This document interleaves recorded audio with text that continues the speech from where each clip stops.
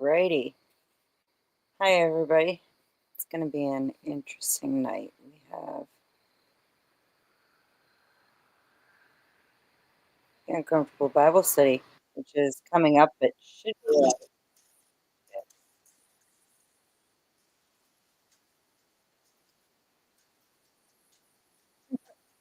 I'm learning how to do this, guys. Sorry.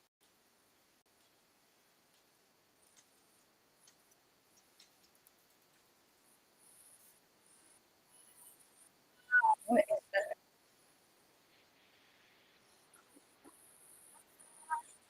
Vibe. Are you playing music? We are,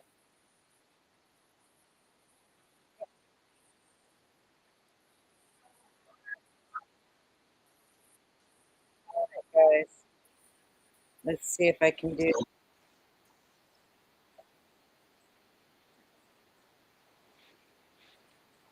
Hi. I'm trying to learn something.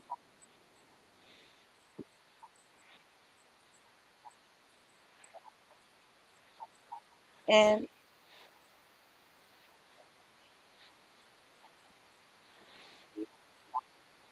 there we go. Look at that. I got it.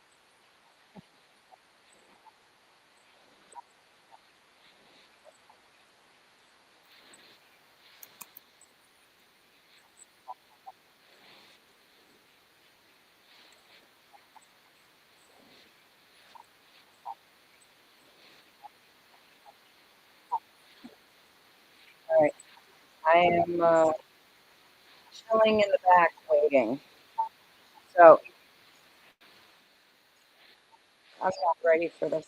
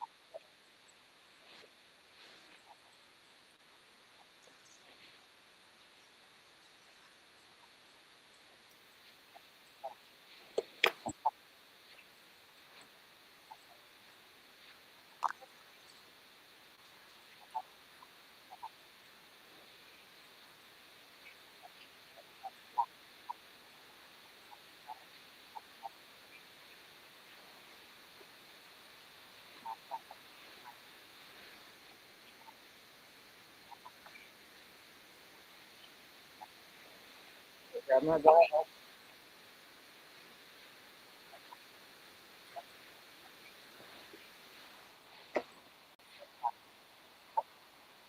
I have too many screens open. So we're going with five.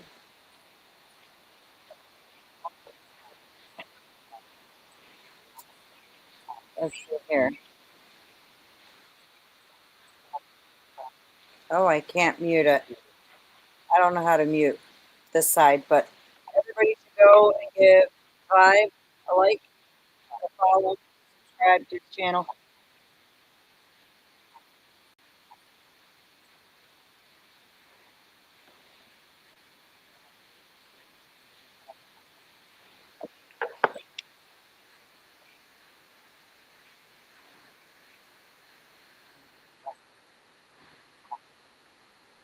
Don't mind me tonight, guys. I have a bit of a headache.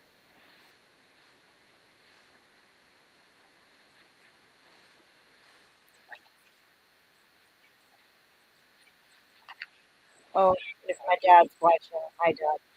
Love you. Love you, Judy, too.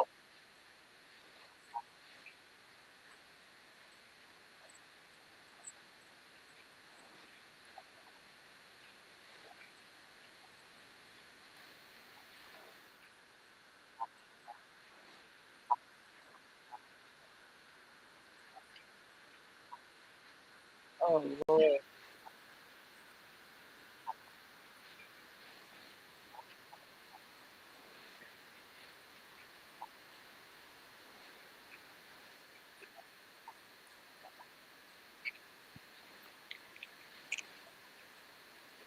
I don't know how to mute his side, so sorry, guys. Shin, no, Gorilla Biscuit, good to see you, homie. Lord help us, Tampa.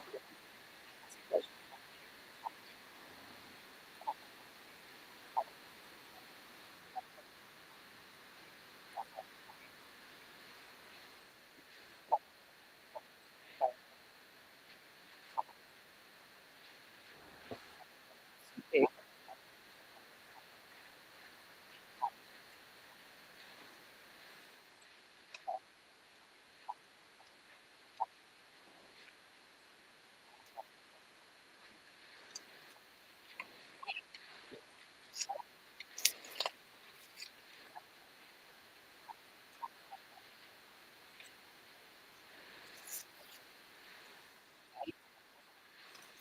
Who's who?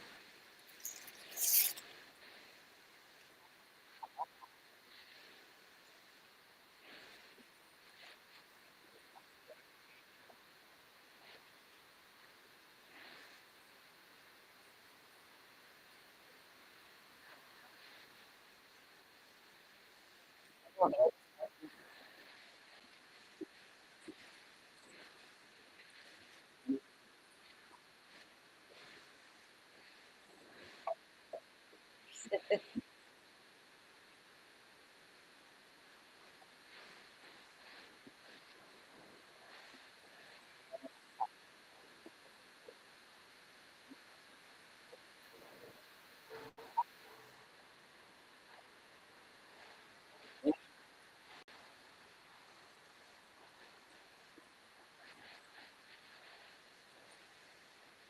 Thanks to everybody who's watching. Hi, Jess. Good to see you.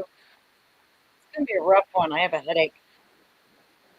Yeah, what is that? I'm back here. Hello.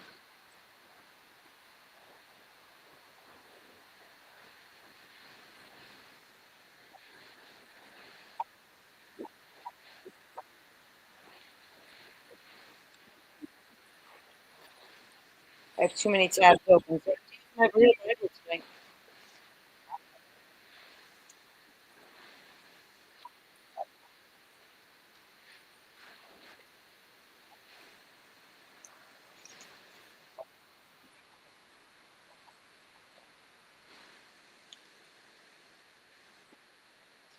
Ooh,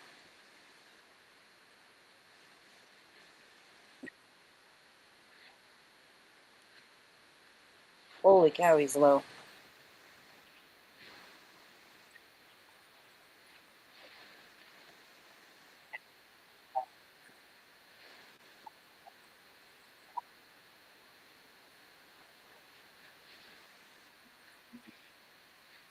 Matthew 25. I have too many papers in my Bible. I'm gonna get lost.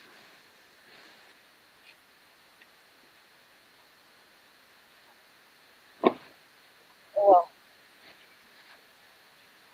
well, cool. I need a pen. I lost my pen. So I'll be right back, guys. Just grabbing a new pen.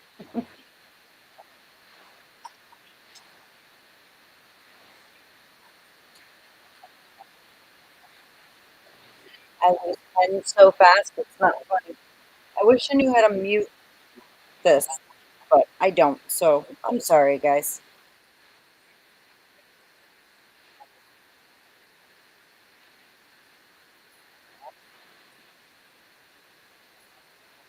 We can't hear them.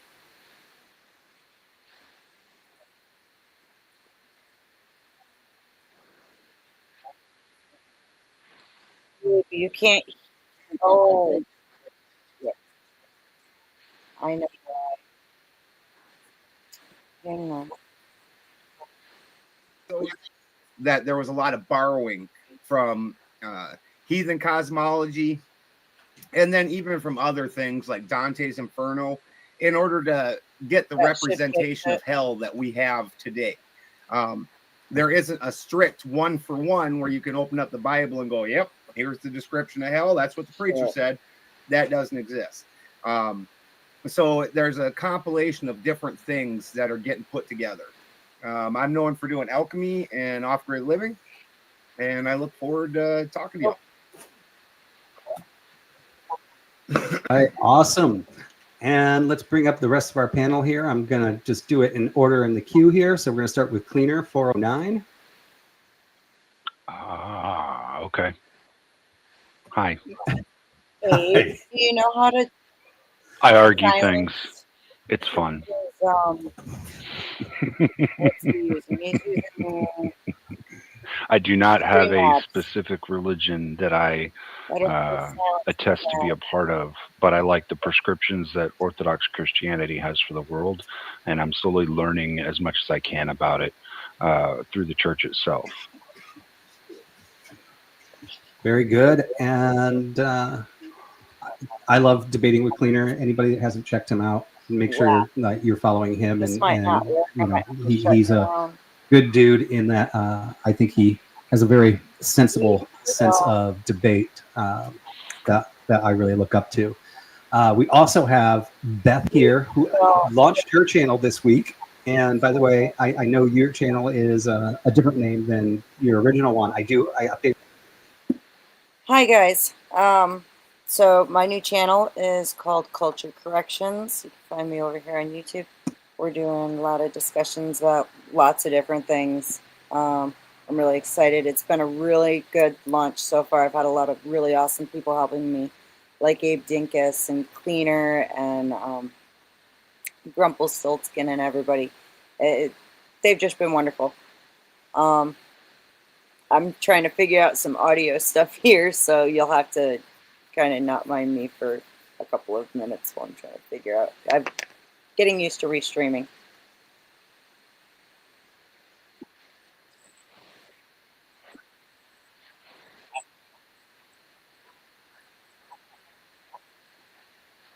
And we have a very special guest today because he was doing his research this Sunday. As somebody who comes from the other side, he stepped into the cult. Okay. So Tyler, why don't you introduce yourself? Maybe even tell us about what you thought of your day.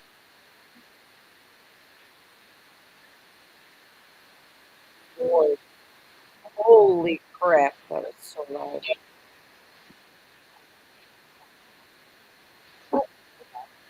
Sorry.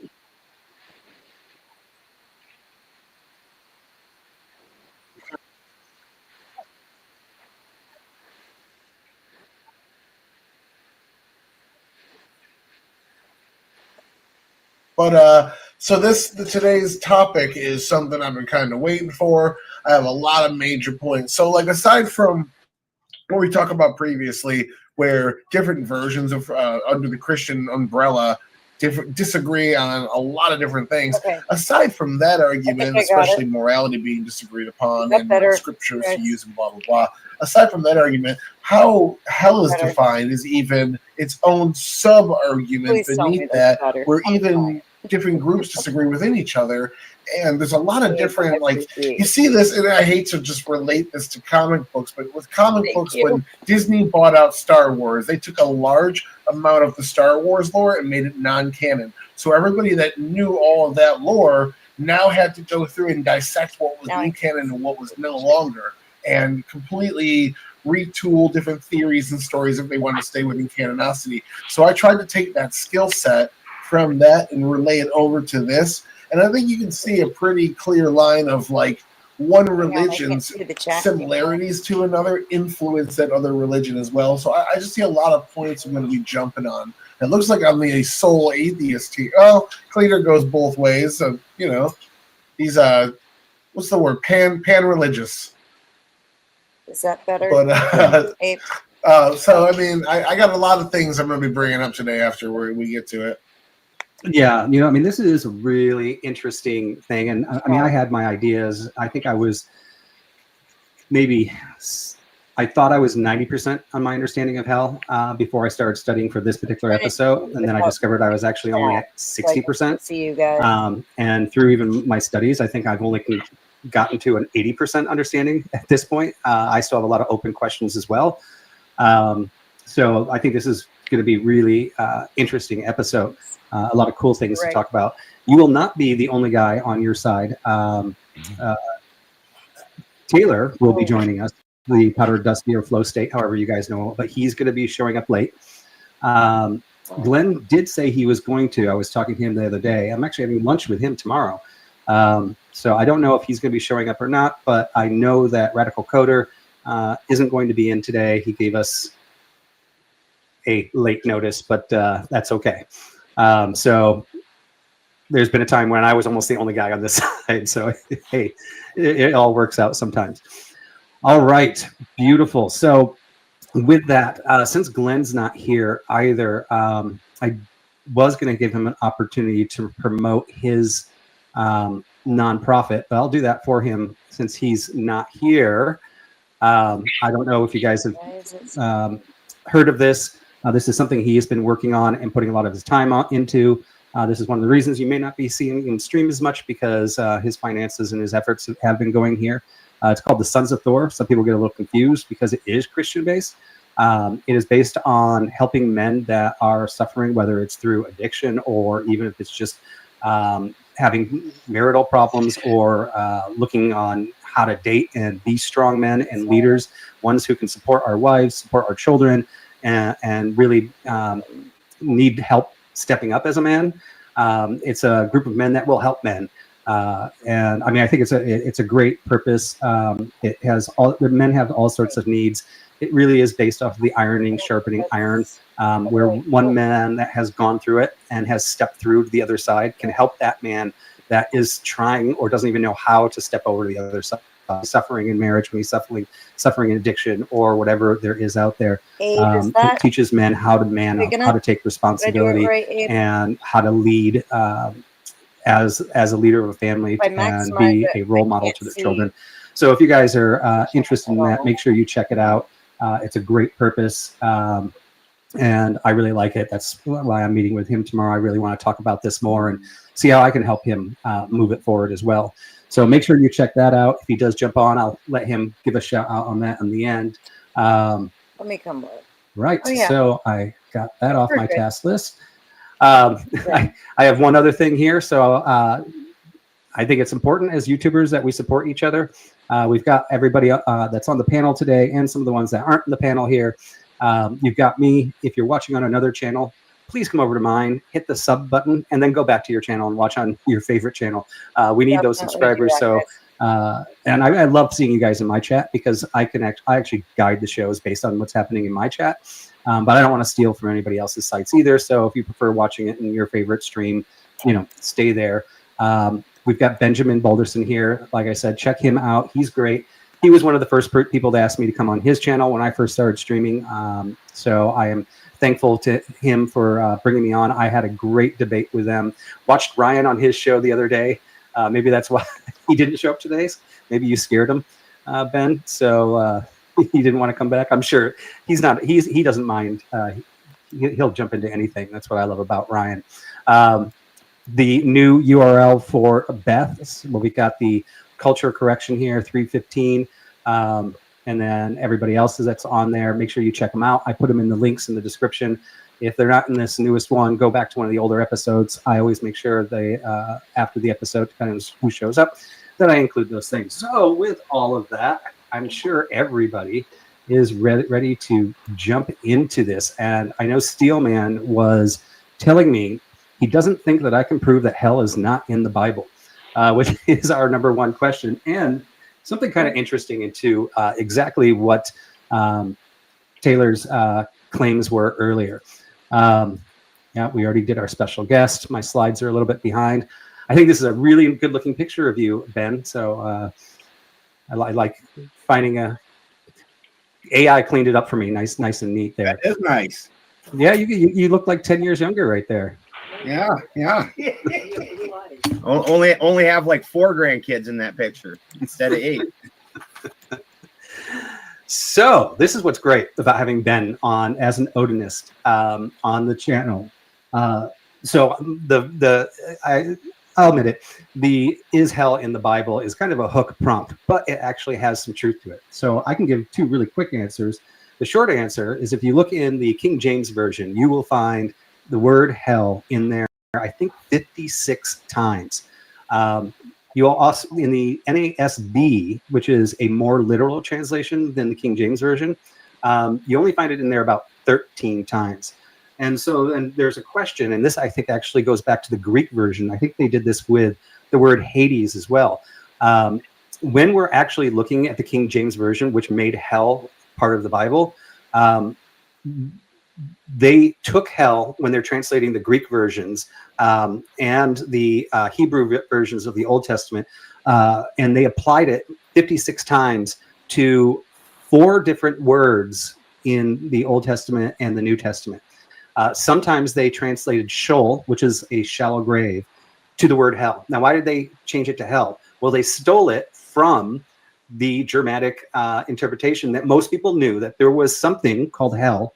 It was the realm of Loki's daughter, and its daughter's name was Hel, just one L. So Loki's daughter is actually hell. So when doing the King James Version, they basically said the best word for Sheol is going to be hell. But what I think they personally made a mistake on is then they also translated Hades to hell, and they also let me bring my notes up here of all the different versions. It's funny, I'm looking at the same things. Yeah, Gehenna, they converted to hell, and Tartarus, they also converted to hell. The one thing they didn't was the lake of fire was left as the lake of fire. So there's a problem. So this actually means hell doesn't actually exist in the Old Testament or the New Testament unless you do an English translation to it, which you stole from the Germanic, which is actually applying one word for different, in actual completely different meanings of this in-between world, this world that's not heaven, right? And some of the lore and the ideas of what hell looks like because of this actually came from this Germanic conversion there that you won't actually find in the Old Testament. And this kind of goes to also what Benjamin was talking about, where the ideas like from Dante's Inferno, the 9 layers of hell, and things like that all kind of got conflated from old religions. Now, this is an open question because there's also the word Hades in the Greek version, not in the Old Testament.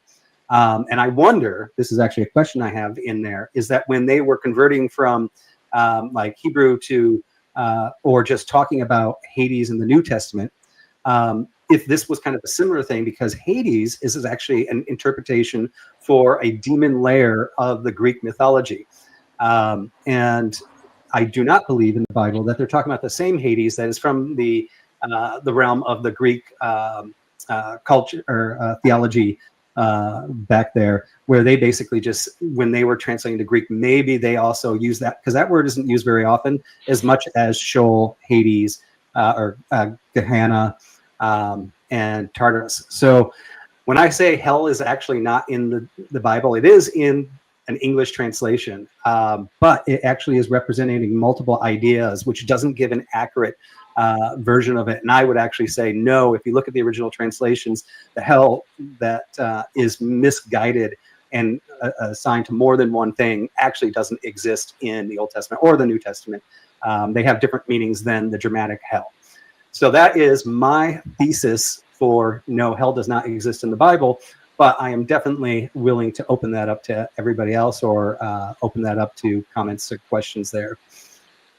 I had something when it comes to Sheol, and that is there's at the very least a belief structure that, and it's kind of referenced a bit in oh goodness, it's in Revelation somewhere, that Sheol is more of like the waiting place when we pass away. At least it was in prior to the crucifixion. That was where they waited. This is where Jesus goes down. He comes back up, and it says that, I've got to find that, actually. I'm totally unprepared for that one. My bad. But you know what I'm talking about with that, right, Vibe? Yeah. So I mean, this is actually an important thing, and this was going to be the next talking point as well. The two hells. So most people think of one hell, but I think it's pretty implicit in all versions of Christianity that there are two. There is a final, which is the lake of fire, which is revealed in Revelations. During Revelations, when Jesus returns, Satan, all the demons, and everybody in Hades, or and you pronounce it Sheol. I was saying Sheol. I'm gonna find that verse. I could be pronouncing it wrong when I was saying Sheol. So my apologies there. Everybody says it different. Everybody says all the words different, so it's all good. But yeah, I mean, that's a good point. And I really think that's when we're starting getting the meat, right? So I think all forms of Christianity believe that there is this in between, right? This would be, but what that is, because some actually believe, because Sheol is a shallow grave. If you look at the non-religious version of that text. However, in some instances, like in Isaiah, they do talk. It's more referred to as a realm of the dead, right? A place of punishment. And there is, I have this one too, but where the thief and the rich man both die. The rich man goes to hell, and the poor man is held in the bosom of Abraham, and the rich man can see him in his chest in Sheol, right? So this is kind of making an interpretation that there is this place that everybody is just going temporarily, purgatory, right? It's this temporary spot. And then once we Revelations, there's the second hell where everything is thrown into the lake of fire. And the lake of fire can also be referred to as a place that was created for the demons and, the fallen angels and the devil. But there are other references that you can look into that actually says this is the final destruction. When you go into the lake of fire, it's not a temporary spot. It is basically ending everybody that is in that waiting period. It's ending the demons. It's ending everything. The only thing remaining after the lake of fire will be heaven. Well, then you also, there is a kind of Christianity, or I guess you could call it Christianity, called annihilism, right? Isn't that where they actually believe that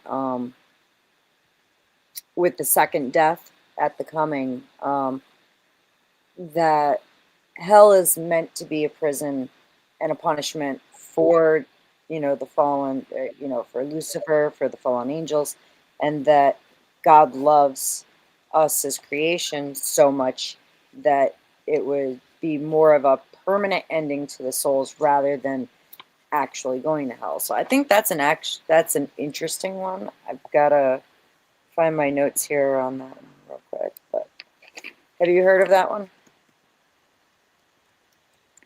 No. So how many, like within you're saying we're talking about NTSB, right? I typically go from the NASB version.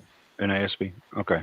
I'm just curious because I've always kind of wondered how many souls have we been able to confirm, just based off what the Bible tells us, not that we could actually confirm, but based off what the Bible tells us, how many souls have actually gone to hell? It doesn't actually give any numbers like that. It does list specific angels that go to hell for the falling, angels, yeah. Right, and so I kind of think that there's utility. There's utility in what we are told by God, or what has been told to us from God, for a representation. Because as I see it in our universe, God doesn't waste anything. Everything is recycled or reused in some way. There's nothing wasted. So in my mind, I can't see a God wasting every soul that does a sin but doesn't redeem. I believe that, once you pass, you put yourself there. Yeah. Now, whether or not you can get out of that, I don't know. I wouldn't profess to know that. But I don't see God as being the wasteful one. I see us as being the wasteful ones. Well, absolutely. We are the ones that kind of pick where we go ultimately, right? With our beliefs and our behaviors. So I think that does kind of, it's like touching a hot stove. If I burn myself, that's kind of on me, right? Sure. Now, I think this is probably my biggest contention I have with most religions is that they tell you that you're damned there for eternity. Most do, not all, but that concept just doesn't seem to follow how God works, though, because God wouldn't waste a soul by putting it in eternal damnation to sit there and rot and never have any other use. So either there's a use for souls that go to hell, or people put themselves there. Absolutely. And you're muted. Who's muted? Oh, Ben's Benjamin, muted. Ben, yeah, you're muted. What's interesting is I think it's, hey. And the Hood philosopher in the chat actually brought up something that I did forget to mention too when about Gehenna, which was a geographic location where in the Bible it refers to, which was kind of like this dump. It had lepers in it, garbage, and things like that. I read about that, and this is where I got concerned when seeing like hell. The whole thing is hell in the Bible. If some of the Bibles are just changing all those words whenever they say any of them into hell, we're now actually taking away what the original meaning was from that. So I think it is important that we identify in each of those areas, and that's something the NSAB version does. They actually does say Sheol most of the time, and it uses hell a few times, I think, in replacement of one particular version of that, so it stays more consistent.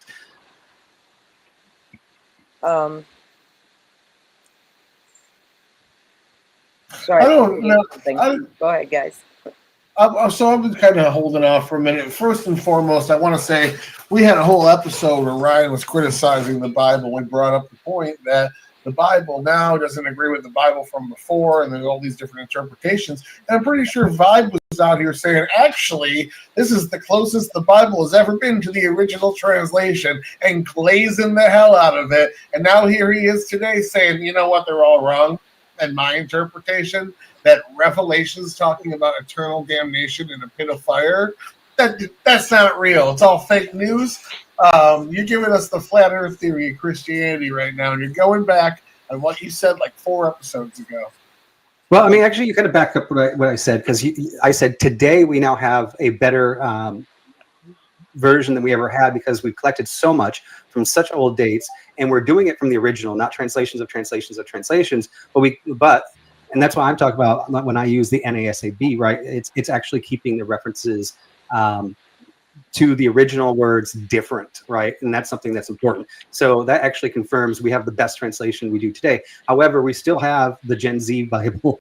I wouldn't say that's the best interpretation. We still have the mental idea of hell from like the original King James, basically clumping 4 different versions of it all together, right? I still would argue that we have the capability, if we want to know, of having the best original translations today than we ever had at any period in time.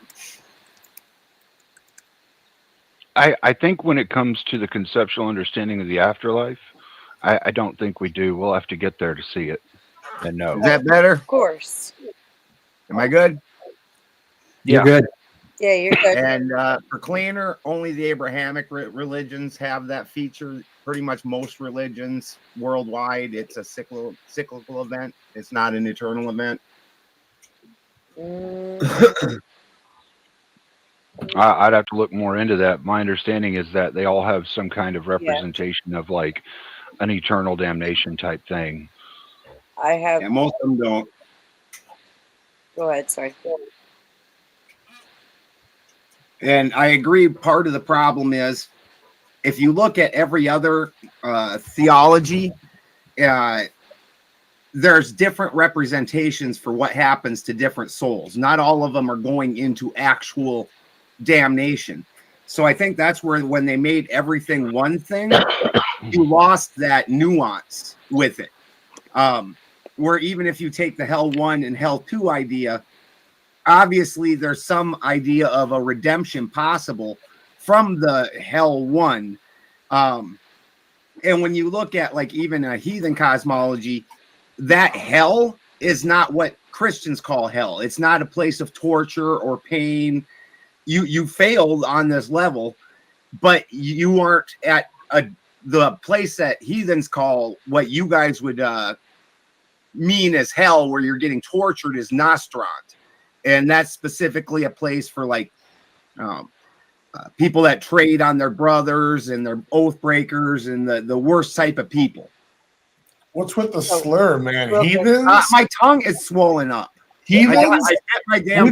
We don't like that word. We identify as enlightened ones, not heathens. If I may, guys. You're talking about I got a little slur in my tongue. No, you're good. I'm just trying to. Hinduism actually has a list of hells and describes how sins and such as bearing false witness or destroying trees lead to specific punishments. They refer to it primarily as Nakara.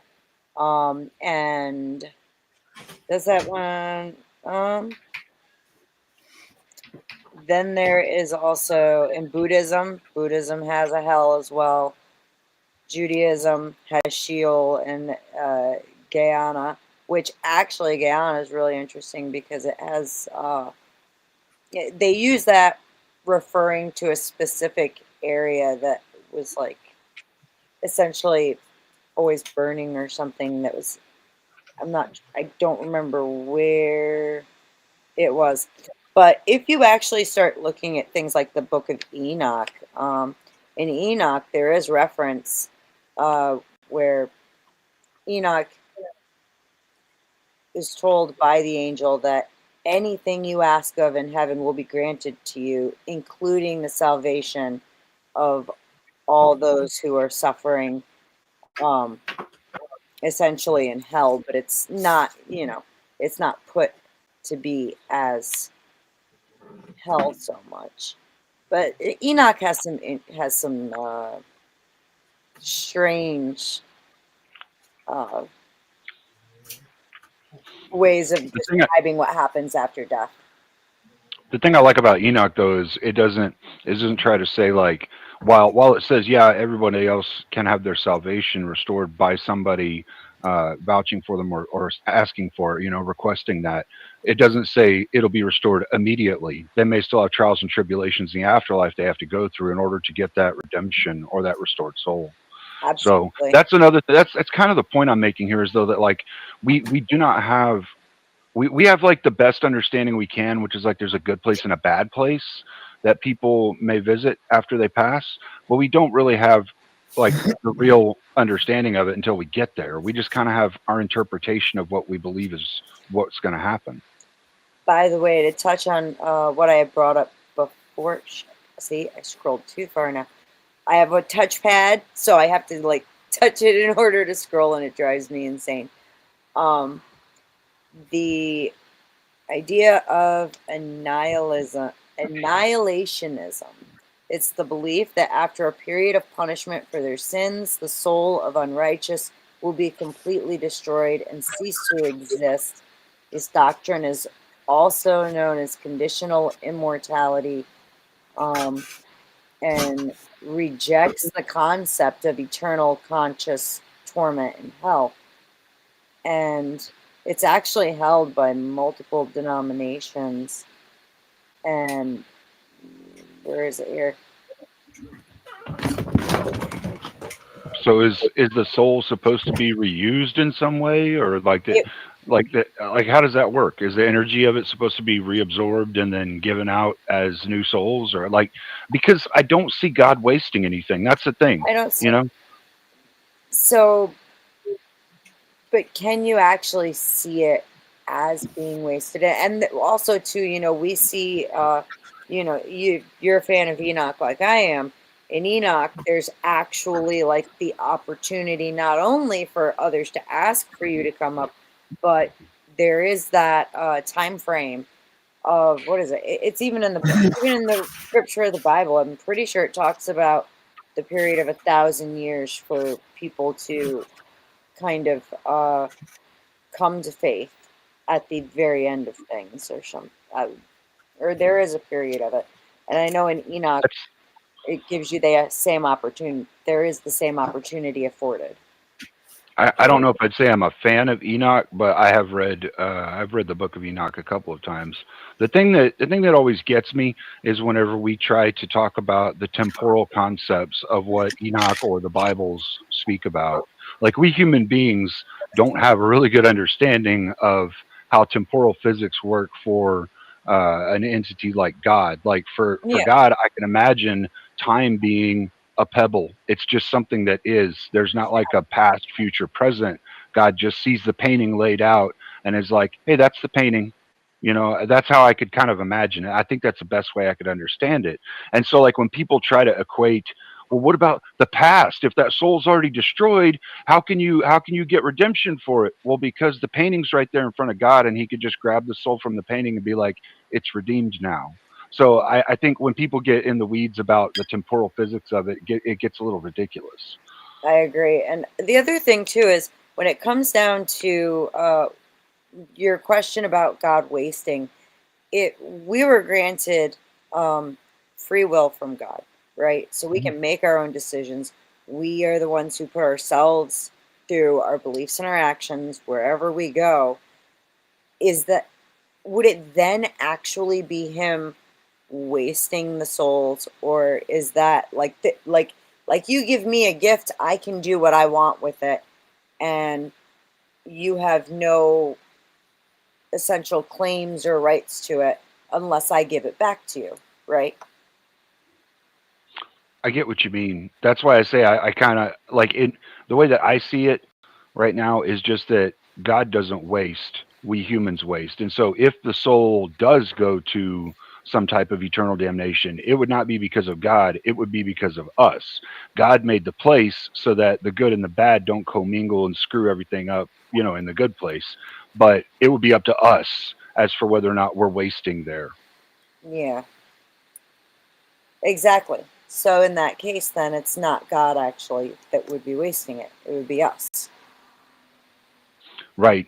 And I think that's where I think you would have to get into the weeds on the different religions, because the ones that believe in a hell would say that some of them would say that like God puts you there. Some of them would say that you put yourself there. And so it would be there'd be a differential between each one based on how they say we get there. Gotcha. What are you thinking, Vibe? Well, this is why I said I only got to 80%, right? Because it really is tough. Because this is related, and I'm trying to put it together while you guys are talking. So we're all kind of conceding, I think, for those that believe in the Bible, is that there is two hells, right? There's a period between now and the lake of fire in Revelation. Now, no, I wouldn't call the waiting period, I wouldn't call the waiting place a hell. And I don't think they actually really see it as being a hell either. It's a sleep, right? Where we sleep and wait. At least this is how I was brought up, was that when you die, you sleep and you wait for the return. And when Jesus comes back, the dead in Christ rise first. Yeah, so I also read through interpretations that would agree with that, but I also do not believe that is what the Orthodox or Catholic believe. Yeah, I believe that there is punishment happening in there, and the reason I was actually saying 1 and 2, right? So let's just say we're using hell like in the bad original manner, saying we're just calling it hell 1 and hell 2. But I guess we're looking at Sheol as basically it could be a temporary resting place. Yes. There is no torment. There is nothing happening. You are basically on ice until Judgment Day. Exactly. I believe that there's another view that actually says that you are going to be punished during that period. And that was kind of what the whole thing with the poor man and the rich man was. Like, he's sitting there looking up, like he is conscious that somebody is immediately going to heaven, right? And then there is a question, are we all actually in limbo, even the people going to heaven? My understanding is those are going to heaven there immediately. The hell part, the final destination, is a waiting period. Now, what's happening during that waiting period, I was going to bring up, could there be multiple levels of that, right? So like when God was judging the two cities, he actually judged them differently. He said, therefore, what is it, Sodom and Gomorrah. He said that one is going to get a stricter penalty. Now, is that stricter penalty happening during Revelation, or is it happening in that waiting period? And now, does that give us two different levels of hell one, right? And there are multiple verses in the Bible that actually talk about different punishments for different deeds, right? And we even go to the point where we actually say the angels have been cast down for future judgment. So they haven't actually been judged yet. They may be thrown into the pit, or they may be judged not to be in there. So in the sense, now this is now I'm still working it out myself, right? And that's why this is a study.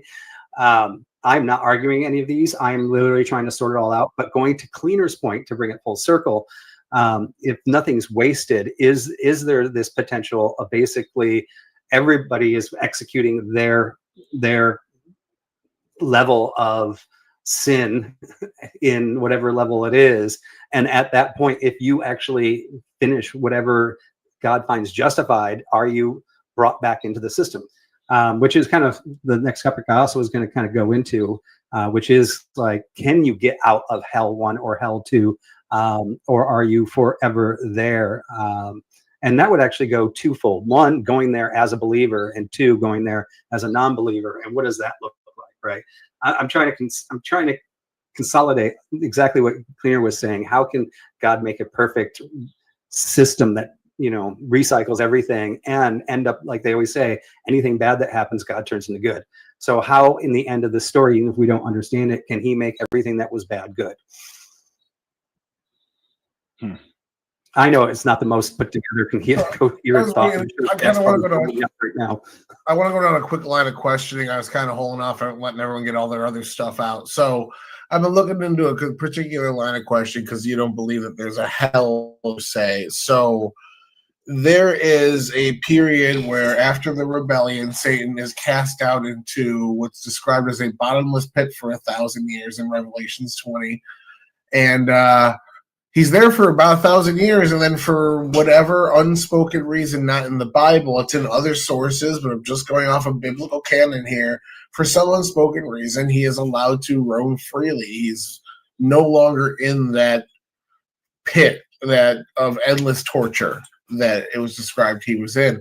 To me, that kind of it seems like a little bit of a mix-up between the New Testament, because it's originally stated he was thrown into the pit that the Jewish religion was talking about as what was it? Shul, yeah.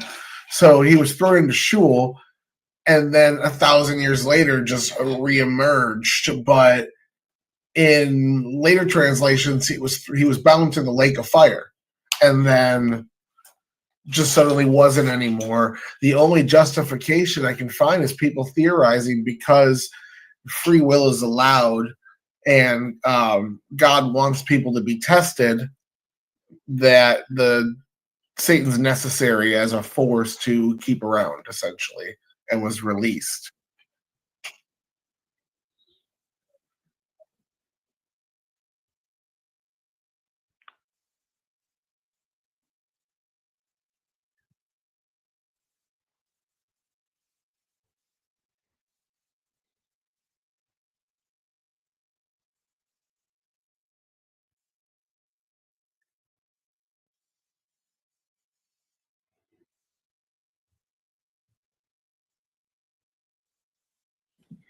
Yeah,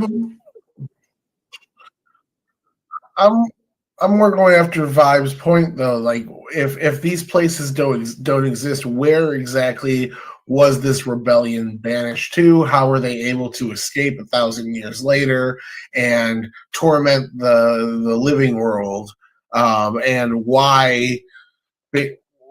Why do they still exist? If there's no hell, where do they go? And how, in a sense, do we not end up there based on your views? Essentially, that I'm just looking at biblical scripture that states it exists. So I don't know. I'm kind of trying to form the question off of all the shit I've been reading.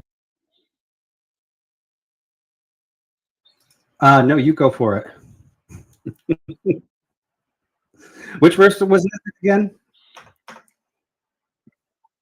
Which verse was that, Taylor, that you were talking about? I'm looking at a lot of shit. I'm going through Matthew, Revelation for different depictions of the Bible being, of Satan being released from this bottomless pit, as said in the Old Testament. 1,000 years later, is released from a bottomless pit. He's active, and Job mentions him, and other people. Like the Garden of Man. I wish I knew these names a little better.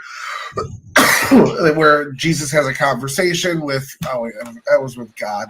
Man, I'm all cross-wired right now, but I got a bunch of things in front of me. I can pull you out which one's which. But at the end of the day, it's Peter. Peter and Job both show that Satan's alive and active on the living world. And this is after he'd already been cast away to the pit. So at some point, that eternal damnation for Satan had ended. And what is it? Yes. Otherwise, how the hell is he active? Nobody's been thrown in the pit yet, or the fire, lake of fire yet. That has not happened yet. Yeah, no, that doesn't happen yet.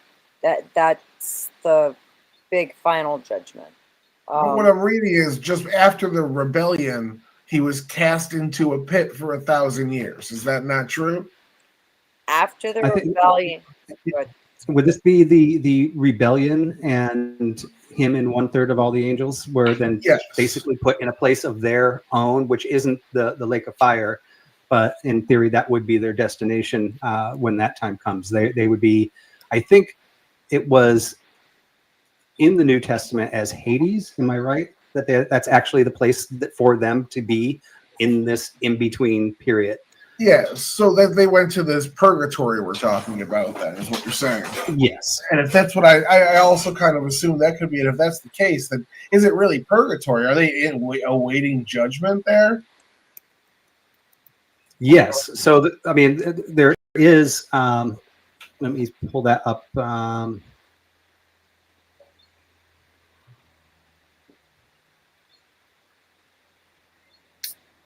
Right. So in Peter 2:4, for if God did not spare angels when they sinned, but cast them into hell, which was from the translation Tartarus, and committed them to the pit of darkness, reserved for judgment. Now, I'm curious what you guys think that means, but if they're reserved for judgment, that means that their final destination is not necessarily, it's still reserved, right? I don't that's a good question, and I think this is going to play back into exactly how Scripture tells us this is the judgment that is reserved for God alone, and we are not we have no business or position even guessing at what he is or isn't going to do. Man, I will just say that fucking Milton and Dante did so much to ruin the canonicity of what actually. I have to parse out so much bullshit. Even if it's good, it's still like fan fiction that makes it so hard to research this shit properly. Because I'm constantly catching myself quoting them and realizing I'm getting shit wrong. Yeah, Milton is a beautiful story. I mean, the way he writes Paradise Lost and Paradise Regained, absolutely wonderful. I haven't read Dante's works. This is a problem in all culture.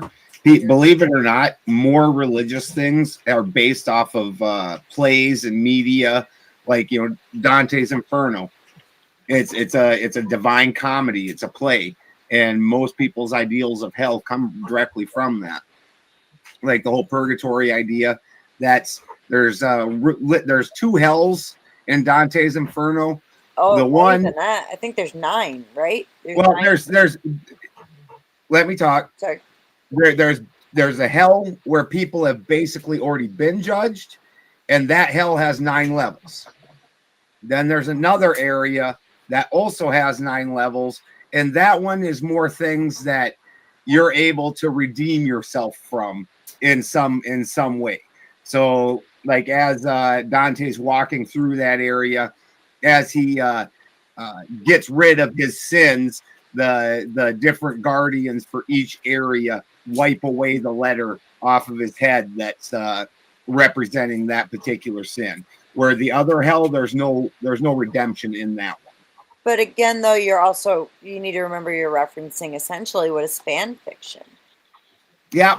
Well, that's the case. Most people carry that forward as their religion rather than actual the religion text. They do. Well, so I'm kind of curious, like, and this would be, I guess this would be an atheist asking this question, but when you said that's really just fan fiction, is that not what the Bible is? Just fan fiction in atheist minds and in the minds of some other religions? In their minds, probably. However, when it comes to Dante and Milton, they would be considered, far more modern. They didn't even the time frame is so drastically separated. And that's not to like take a hit on them. Like I said, I mean, both of them were phenomenal authors. Paradise Lost is one of my favorite reads of all time.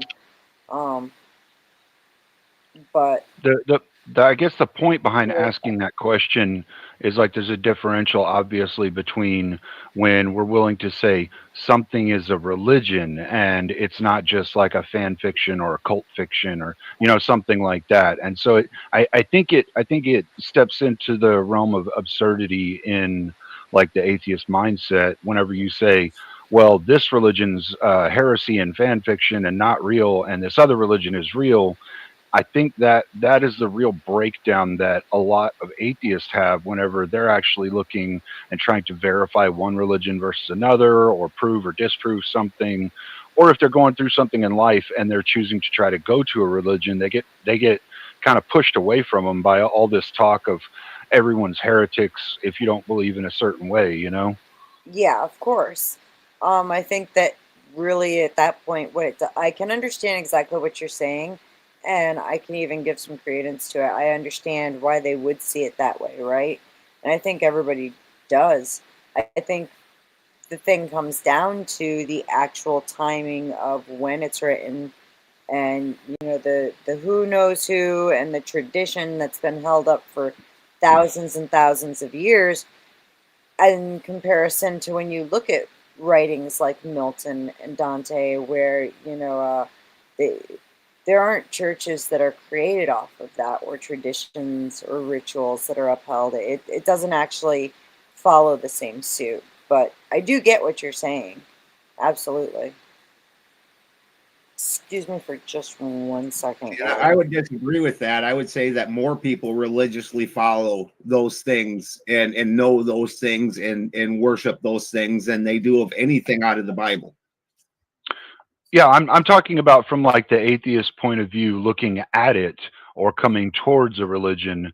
Like I could see why whenever everyone's saying, "Well, my religion's the right one, all others are heresy," or something to that extent, right? Like they would be kind of put off, and why the beliefs get so kind of muddied for them, and why they end up turning back away from religion. Well, again, most religions don't have that feature. That's a really very much an Abrahamic feature. A lot of other religions tended to play nicely together. I don't know. I mean, like we've kind of seen through history, even outside the Abrahamic religions, religions just go to bloodshed and war. Some of them even annihilating entire tribes or villages, completely destroying everybody that ever believed in something so that they could not have to compete with that anymore. So, I mean, I don't think it's completely restricted.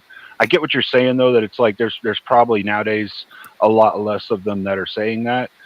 But I mean, even within that, like the beliefs that we have an understanding of is like there's a good place and a bad place to some degree, and whether or not we have like a defining characteristic for each, because none of us have been there. We have like these frames that we set up to try and explain them.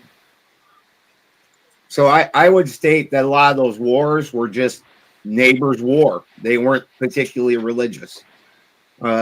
Religious wars came with the Abrahamics because they want to be, that one in particular wants to be a monolith. That's not a feature that's in most religions, where that need to be a monolith happens. Like, as an Odinist, there's nothing in any of our works that say if you don't believe in Odin that you're a bad person that needs to be punished. Doesn't matter. It doesn't matter whether you believe in Odin or not. The way I'm supposed to interact with you is the way I'm supposed to interact with you. Your religious beliefs have nothing to do with it. Well, what would be the differential within your religion that says someone's going to go to the quote unquote good place or the not good place? We also don't have a polarity like that. So there's not a good place and a not good place. There's one very bad place, and that's Nostrand, and that's where you are an oath breaker, a brother killer, the things that most of us are pretty well versed with. These aren't things that you do. And that kind of sounds like a binary of some kind. That kind of sounds like it's not. So then from there, you have like our normal hell, which is just somebody who needs to go restart in this lifetime. Then we have the one that's most well known is Valhalla, and a lot of people believe Valhalla is heaven, and it's not heaven in any way, shape, or form. Valhalla is specifically for shock troops. So there's a Ragnarok. For our world, things are cyclical, and a Ragnarok is an end of an era and then beginning of an era.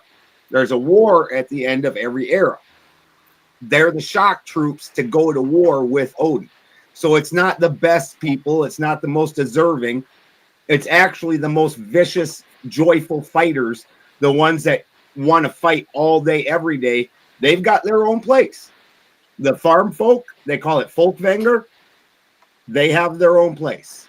Everybody's kind of got their own little place where they do their own thing according to who you were in this life. And there's only one that you would consider a punishment.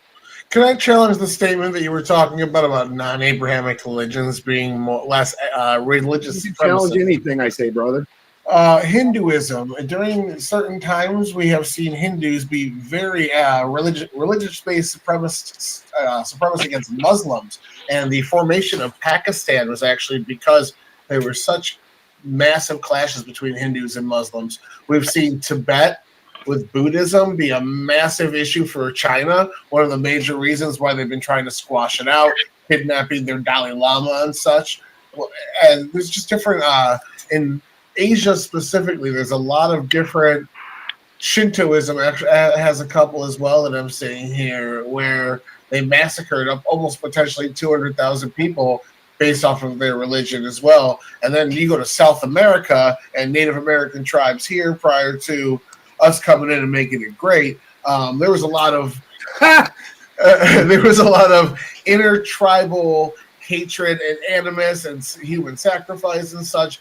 I'm not disagreeing that people fight. I'm disagreeing that it was as religious as we pretend like any of that was. Can you name me any of the gods that these Native American tribes were slaughtering each other over? I have no idea. I'm sure somebody can, though, that went to college for it, but I can't. So that being said, the fact that religion has always been an excuse for people to use into their violent nature. So as long as a religion exists, I guarantee there's going to be religious-based violence existing because of it. So I mean, ancient Hinduism from like all the way as far back as like 4000 BC, from like cave walls that we've been able to discern what they're talking about.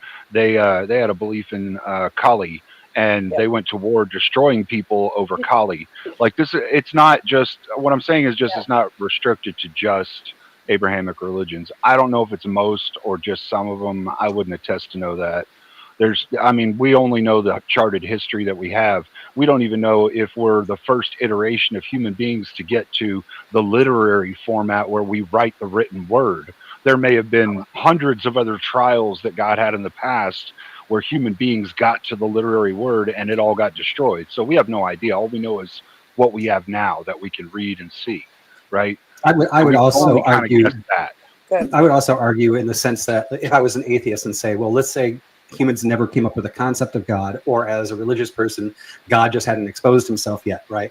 There are no religions. And this would be a vibe, a feeling, right? I would bet my money that because of the differences in cultures, even if there wasn't a God or a religion involved, that there would still be the exact same amount of wars. That's what I'm saying. Yeah, if people find a reason to fight. Sure. We can Sorry, am I cutting somebody off? Or no? Nope, you go right ahead. We were both just started Somebody was talking at the same time, so you go ahead. Sorry, love.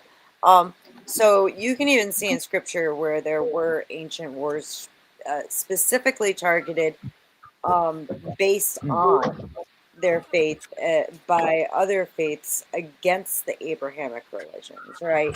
Where, there were plenty of... Oh, you're talking about like the Jewish stories where everybody was against the Jews, and then at the end of it, they own their land and stuff, and that keeps happening repetitively. Not even necessarily just that. Like I mean, that's very suspect. You can see very suspect. You can see with the enslavement prior to the Exodus. You can see. Oh, you mean when they built the pyramids and all that? You can see with what was the other one I had in my mind? I think what Beth's trying to illustrate is just that even the Abrahamic religions have been attacked because they were Abrahamic religions. It's not without. It's not without merit. So they say, they still say that shit.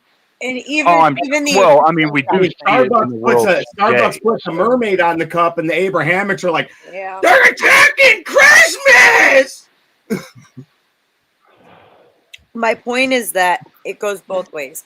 Just as how people love to claim the monotheistic Abrahamic faiths are constantly at war over their beliefs, we can see all the way back in ancient times where even ancient Egypt, which was polytheistic, enslaved the Hebrews. And other tribes did the same thing, even the Romans. The Romans occupied Israel for how many years? It was like at least 1,000, right? Or at least close to it. So it does go both ways. Just because someone identifies something and has a reaction you or someone else may think is ridiculous doesn't necessarily mean that they aren't having that reaction because of a valid claim. So sure. I mean, you can go, oh, they're assaulting my religion. But you know what? Maybe that person's right, and they actually are. Yeah. You never know. You think a Starbucks cup is assaulting Christianity? I don't give a crap about Starbucks cup. That's not what I said. That's what they're saying. No, that's not what I said. That's not what we're talking about. Okay, I specifically brought up ancient wars, ancient times, ancient. The ones that are recorded in the Bible, nowhere else. Yeah. I'm not even bringing up with like building pyramids and that kind of things. You can totally see with the occupation of Israel by the Romans. That's a perfect example. That went on forever, and they absolutely were people there, and it wasn't like, sure, it's based on more of the Bible. Well, the Bible didn't fully exist at that time, right? Well, I mean, any of those writings, that's only in the Bible. It's documented. No, that's not true. It's documented outside of it. I've actually been to the sites. 1,000 years. I've been to the sites in Israel where it's documented. I just want to see if I understand. I just want to see if I understand what you're saying correctly, Please. Ben. Are you saying that you think that nowhere throughout history, nowhere throughout time, that the Abrahamic religions haven't been attacked for being Abrahamic religions? Because that's kind of how you're approaching this. Is that what you're trying to do? I think that that small hats are fabulous liars, and that they like to project, and they still do this today. It's part of their religion, even, where they will say you are the bad guy while they're doing the shiesty shit. And that's part of their religion. So them having a story where, they made us their slaves and attacked us, but then our God won and we owned all their stuff. But then we were the slaves to these people. But then our God, he won and we owned all their stuff. And that's a story in the Bible. So, just so you understand, Ben, what you're doing right now is specifically attacking an Abrahamic religion for being an Abrahamic religion. No, I'm doing their own thing. Hold on. I am the internet version. What I was saying. I am the internet version of Iron Dome. I need it here. Tyler, real quick, and I'm going to hand it to you. Two different things. Tyler, real quick, and I'm going to hand it on over to you. Here's the thing: is I'm not even bringing up their ethnicity or the fact of the small hat. It's very interesting that you jump straight to that. That's who wrote the Old Testament. Let me finish, sir. Okay. That's who we're talking about. I'm bringing up before this was this wasn't even like the way that you are portraying it did not exist at this time, and this was thoroughly documented by the other civilizations too. Do you think these stories just came from the Bible and that's it? No, I've actually been to the fucking sites, the Roman sites in Israel, where they fucking memorialized what they were doing there in ancient times. It's not even Israel. That's before Jesus. I've been in. It's amazing. They put up a plaque about something. Tyler, it is all yours, my love. All right, as the internet version of Iron Dome, Israel, the righteous, wonderful state's greatest internet warrior, I am here to defend the small-headed people. The small-headed people are the most oppressed group in human history. They've been attacked by every single major religion, including the monotheistic Greek and Roman religions. On top of that, those are polytheistic and the monotheistic Muslim religion. Right now, they're in the middle of a war because they were attacked on a 6-front attack coordinated by 2 more Arab nations that are majority Muslim to annihilate Israel. 6 fronts attacked them to wipe them out. And the only reason that they didn't lose is because they are God's chosen people. They are here to stay and usher in, what do you guys call it? The salvation? It would be, oh shit. Help me. All right, and I was going to pause this a little bit, like bring us back on topic a little bit ago, but I also knew that Taylor just did a debate on this, so I figured I'd let him go in on the Israel piece. But we are on the topic hell, not the topic of Israel. Not that I don't want to skirt the topic, but I would skirt it to a different show. So if we all want to jump on this week and actually do this discussion, I'm down for it. But I want to divert it from there. Sorry, bud. He does it without laughing too. It was pretty decent. Can I just get an answer to my question from Ben first? Because he did kind of derail and sideline, and I'm asking a very specific question here, Ben. Do you believe that Abrahamic religions have never throughout history been attacked for being an Abrahamic religion? Is that what you're saying? Yeah, I don't think anybody cares about what their God is. Okay. I think that they act like shitheads. I think that if you got kicked out of over 100 different apartments and you came to me and said, well, I've been kicked out of 100 apartments, they were all shitheads, I'd be like, yeah, move the fuck on, buddy. You're obviously the shithead. Wow. That's a fair. I know. Wow. That's a statement. Apartment owner, not a fair. Let that guy in. I think you're doing a really bad fallacy here where you're overgeneralizing an entire population of people based off of 5 or 6 people or maybe a few more that have a very bad behavior. And I think that's very just disingenuous to do. Monolith. Have they been kicked out of over 100 countries? You're monolithing, just like Tyler just said, you're monolithing a whole people based off of the interactions on a few bad ones. For starts, Jews are religion. It's not even a people. Do I think that there's decent Hebrew people? You don't think they're people? Did you just say Jews aren't people? Is that what you just said? Yeah. Jew is not a people. He's going to Farrakhan. Open your ears. He's going to Farrakhan. It is an ethnicity. Judaism is the religion primarily of the Hebrew people. Yeah, I think what the point Cleaner is trying to say here is that of the Jews in Israel, there are many of them that do not practice Judaism.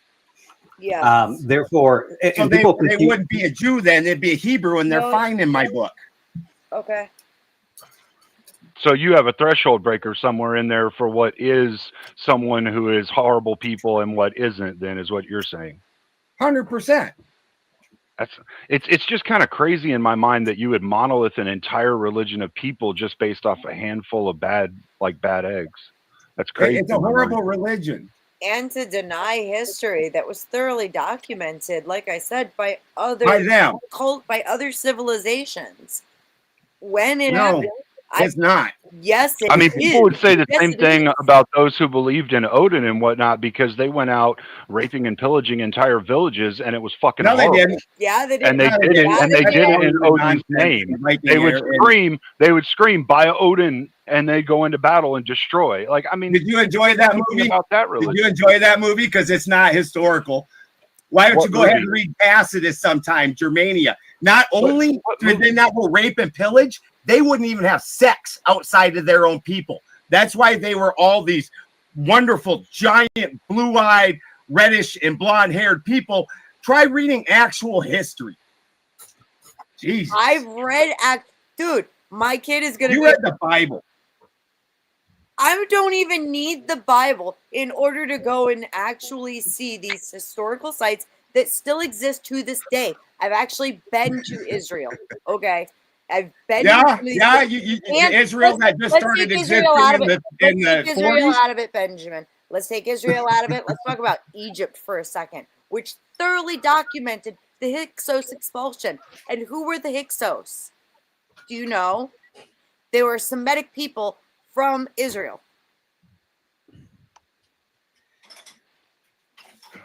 Did they go to hell for that? For expelling them out of their country? I would hope not, because then a whole lot of countries are going to go to hell for that. That's fair. That's fair. I wouldn't disagree with that. I'm not saying any of this. And look, Ben, going to hell.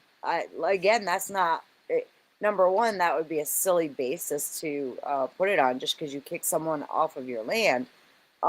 It doesn't even meet the qualifications for redemption scripturally. But even then, it's up to God. It's not my place or business to decide who is or is not going to hell or to speak on it in any way, shape, or form. Yeah, and Ben, I haven't read all of the texts having to do with your religion myself either. I've only read a couple of books to do with like ancient lore and history of it. But yeah, you're right. There may have been lots and lots of times that somebody didn't do that, and there may have been just a couple of times somebody did do that. My point was just this: when you monolith an entire religion, some douchebag rape in a thing? Absolutely. I get that. I get that. But that's what I'm saying. That's what I'm saying is, like, just because you have a few people in a religion, it would be kind of disingenuous to monolith everyone in that religion as being a horrible person if you don't know if they're actually a horrible person. You see what I'm saying? That's what I was trying to get at. So in their religion, are they God's chosen people and everybody else gets to be a goyim? And that means that they're there to serve God's chosen people? That's not what I'm getting at. What I'm getting at is you, from the outside of their religion, looking at them. If you see somebody and you say, oh, well, just because of their religion, they're a horrible person, you're literally attacking their religion with your beliefs. Hold on. I just took a little dive into the Viking age between the 8th and 11th century. And there are documented times where Viking raiders attacked trade ships. They attacked kingdoms, and they intentionally desecrated Christian sites. They saw themselves as superior because they were winning all these battles against foreign adversaries. And in the Annals of Ulster of 821 CE, record Viking carried off numbers of women from Ireland in order to take them as female slaves for sexual purposes. Also documented the saga accounts, Laxdœla saga, mentioned using captors as during the Viking era they were primarily Christian, right? I'm just throwing that out there. And and prior to that, when they attacked holy sites, you can't leave out that the Christians burnt down ours right before that. Hey, they burned down each other's. On top of them, you leave out the cutting of Donar's tree. You leave out the cutting of Yggdrasil. You leave out the slaughtering of the Danesgeld. I'm not saying that there wasn't reasons for it. There wasn't an escalation. What I'm saying it wasn't because of Christianity. It was because you had a different God. Excuse me. When exactly are you claiming that they were Christianized? There's been a heavy Christianization since 700-800 on. Okay. Yeah, I would say, Tyler, when were they taking people against their will? This was around 900. It's documented 821 CE. I'm not sure what CE means because I'm not on history here. CE is going to be modern era, and it's looking very much like it did not start becoming Christianized till 965 CE, from what I absolutely not.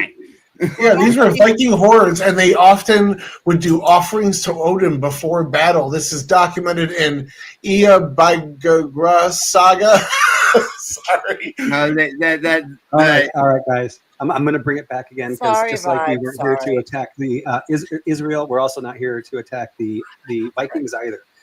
Sure. They did enough. I want the Vikings to be tough. You know, I like it. They were. Oh yeah, no. I mean, hey, these are all the Viking era wasn't about Odin though. Most of the Vikings were not even Odin. Didn't even follow Odin. The Christianization had heavily happened by then. All right. Okay. So to bring us back in here, you know, we went through is hell in the Bible. I gave you guys my interpretation of that. We talked about multiple hells. This is kind of one thing that I hate about being a Protestant. My particular flavor is Baptist, and that's why I've been meeting with my pastor more often because of these studies, because I'm trying to figure it out. I do love it that like I can talk to an Orthodox person and they can say, well, I actually have no interpretation of this. This is what it is. Although I still kind of see that as their interpretation. I do not see myself as being educated well enough to make my own interpretation. But that's why I love having these discussions, right? And looking at all these different things and talking to different people, and even outside of our own religion. We started going off was when we were talking about like the fanfare canonization of the Bible, like with Milton and Dante's Inferno and things like that. I think it is a shame when I am talking to somebody and trying to make a logical, non-theological debate, but they know I'm Christian and they throw in some type of Christian thing about what they think I believe. The majority of atheists do have this conception that I believe what Dante's Inferno is, Milton, and even some of the Germanic or Greek theologies out there, all mixed in this hyper insane, non-real version of what it actually says. To be fair, that is what Dante's Inferno is. It's kind of a mush of a bunch of them.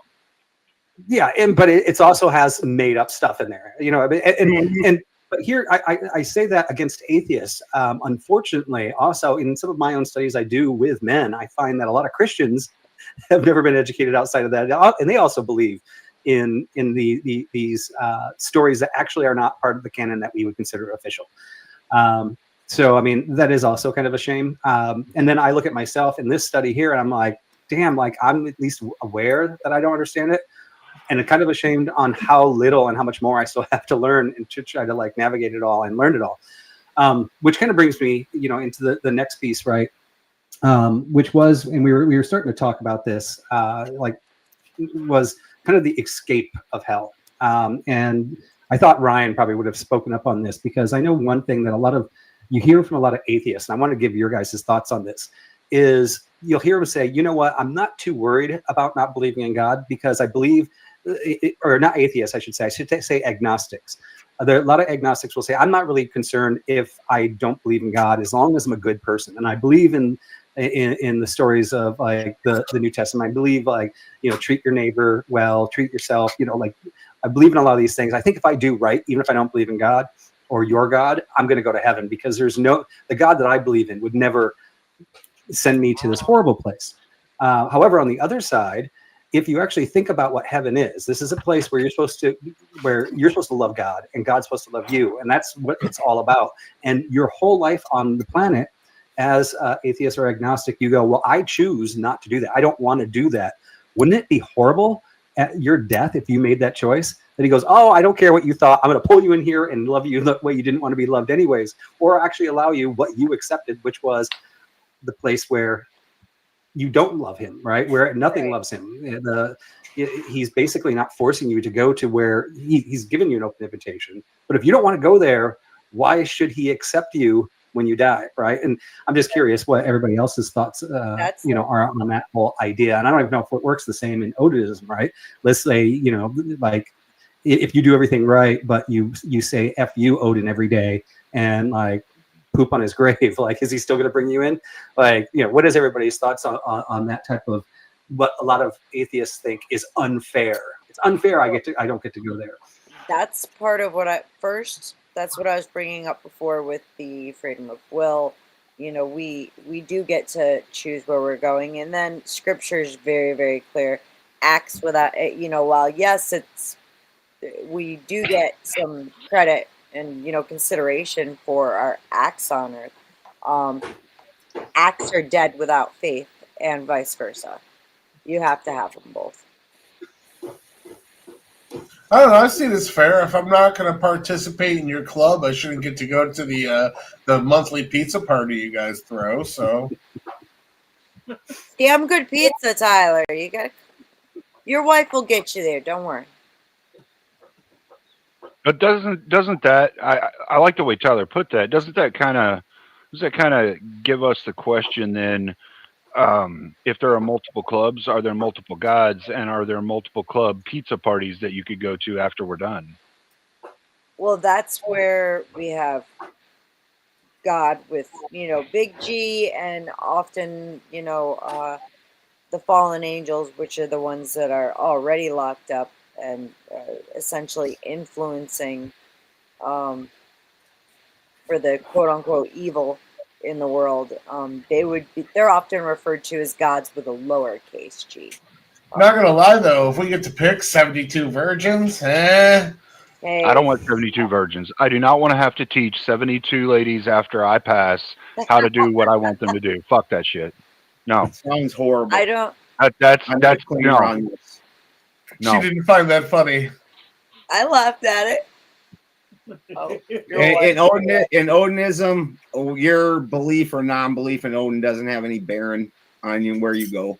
It's all about how you do and how you act in this life. And there's many different places to go.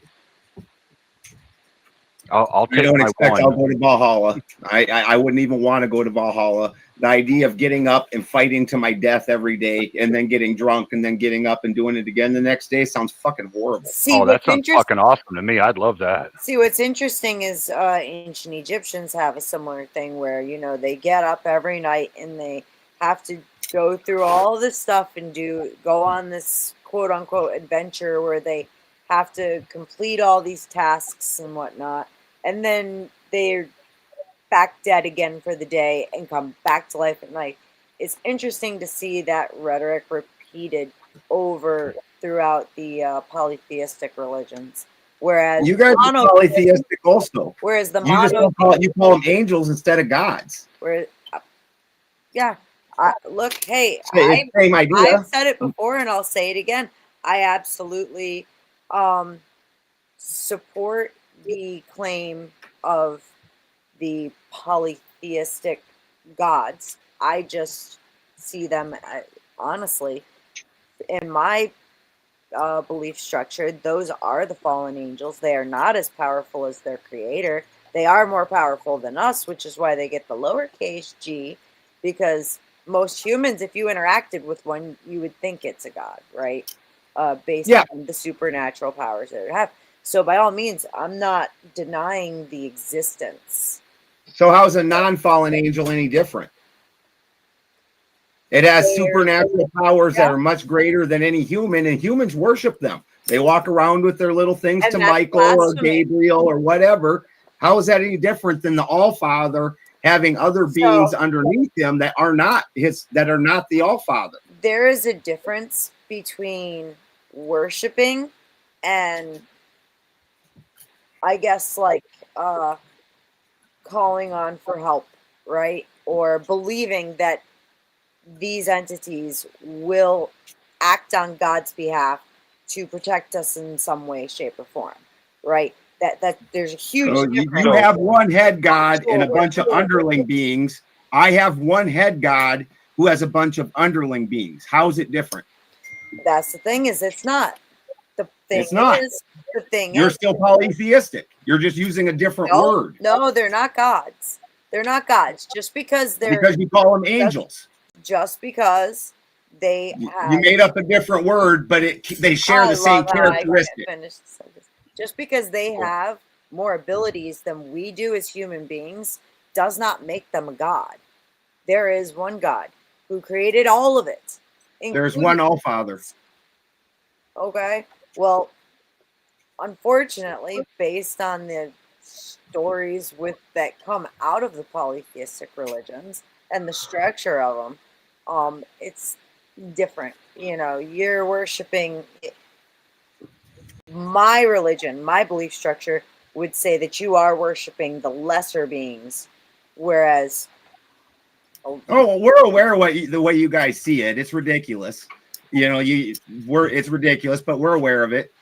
And it's no different than our setup. We have Odin. Even if I'm partial to Thor, even if I'm very partial to Thor, Odin's still the All-Father. What's interesting if is God's still God. What's interesting is that I validated. What's interesting is that I validated your belief structure and didn't call it ridiculous. But no, you're driven. Your supposition that yours is above ours and that ours is fallen angels, that's the ridiculous part. I said. See, you can say you validated it, but you validated it as being lesser than yours. So that's the ridiculous part. Yeah. This is, I mean, here's the truth. To you, ours is lesser for sure. No, to me, you're not. How's that? I mean, does Odin support that God is a sub? It's just from a different region. I don't care what the Israelites do.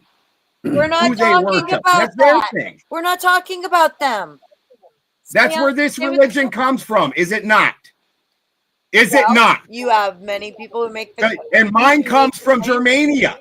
Mine comes from Germania. I don't care what the Israelites in their thing do. You can hump camels and drink goat's milk and do whatever. I don't care.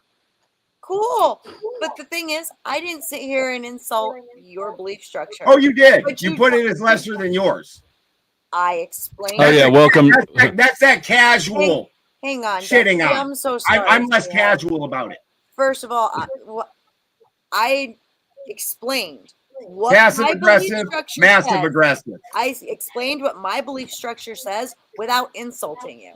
But you went straight. No, you did. You passively insulted. Really? I just do it very upfront. I'm so sorry that you felt. Are fallen angels bad? Or are they awesome? Are fallen angels bad? According to. Are they the bad guys? According to my belief structure, yes. And my guy is one of them. The differential between a polytheistic structure and a monotheistic structure is that you weren't really saying anything fucking nice, were you? A monotheistic structure has a god, and then there are other beings under them that serve them, but they don't call them a god. Correct. A polytheistic structure has more than one god. That's it. That's the difference. It's how we look at it. You guys named yours Angel. It has the exact same characteristics. What's the point? No, they don't. The point is it's the same system. You just use a different word. Angels sure, we use different words to define different things. That's fair. Why does that matter? Not to define different things. It's the same thing. But you guys want to pretend like you're. You already said it's a different religion. You're not. Like you already said, you're not religion. So it's different things. Like it doesn't matter. I don't understand why we're arguing about this. It's a semantic that actually doesn't matter in the context of hell. It definitely matters. How? It definitely matters. How is this the stream I'm late to? I don't. And they're trying to make a differentiation. And I'm telling you, it's not. It's exactly the same. That doesn't make sense to me. It's not the same. You're saying that you have one religion, one head god, and then a bunch of under beings that aren't the head god, but are more powerful than human. Can I hear what Cleaner was trying to say, please? Cleaner, could you please repeat yourself, dear? I was just saying, if you're saying that one religion that says it has multiple gods and structures its beliefs around multiple gods and one god being the head of all the gods, and another belief structure says it has one god and there are other entities that support that god, while those entities may be stronger than us, they're not gods. We call them something different. You're saying those two religions are exactly the same. Is that take out the word God? Right? I know this is tripping you up. Take the word God out. You have one all-powerful being and then under beings underneath that, and then humans. Guess what? We have one all-powerful being, head God. Then we have under beings that serve head God. Then we have humans. Same thing. No.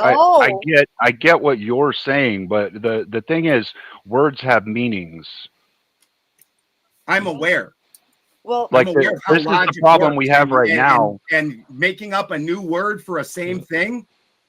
It's not all the it's same trying thing, to do though. is give you guys some superiority you don't fucking have. We're just repeating It's not ourselves. the same thing. It is. Can we welcome Dusty real quick? Tomato, tomato, tomato, No, tomato. Not the Same thing. No.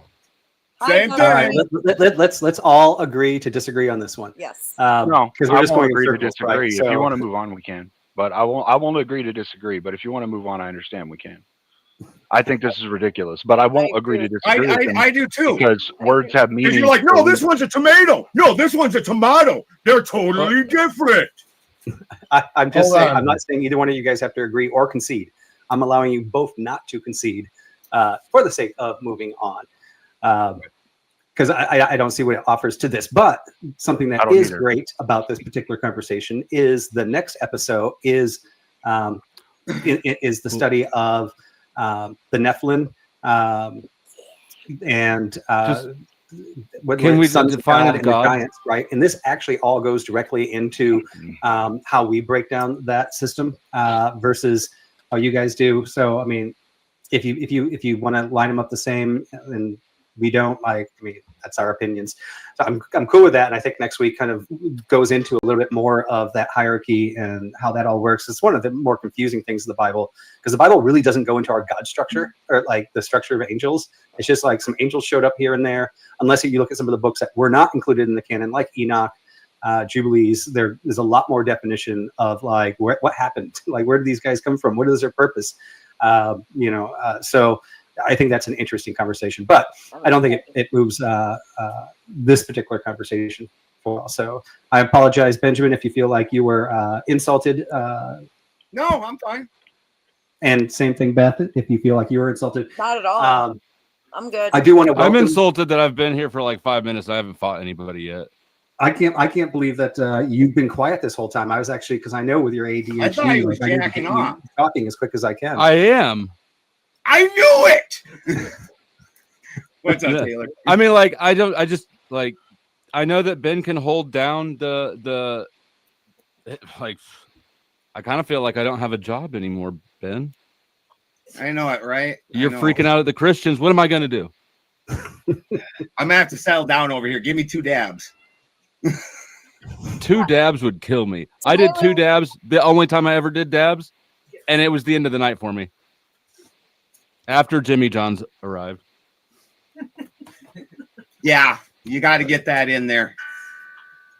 But if I picked up the conversation right, and I'm not trying to drag it back up, but it seems to me that it would be useful to just define what is a god, right? And the attributes of a god. And then if we can agree that things like, I don't know, being immortal, shit like that. I don't know, whatever. Where are we going? Where are we going, Vibe? Is hell real? It sounded from what I heard earlier like you don't think that hell is do you think hell is real? I do. And okay. Even though it's not biblical. Didn't I hear that? No, so I was basing it more on the translation that was used in the English of hell, and in some Bibles that like translate 5 different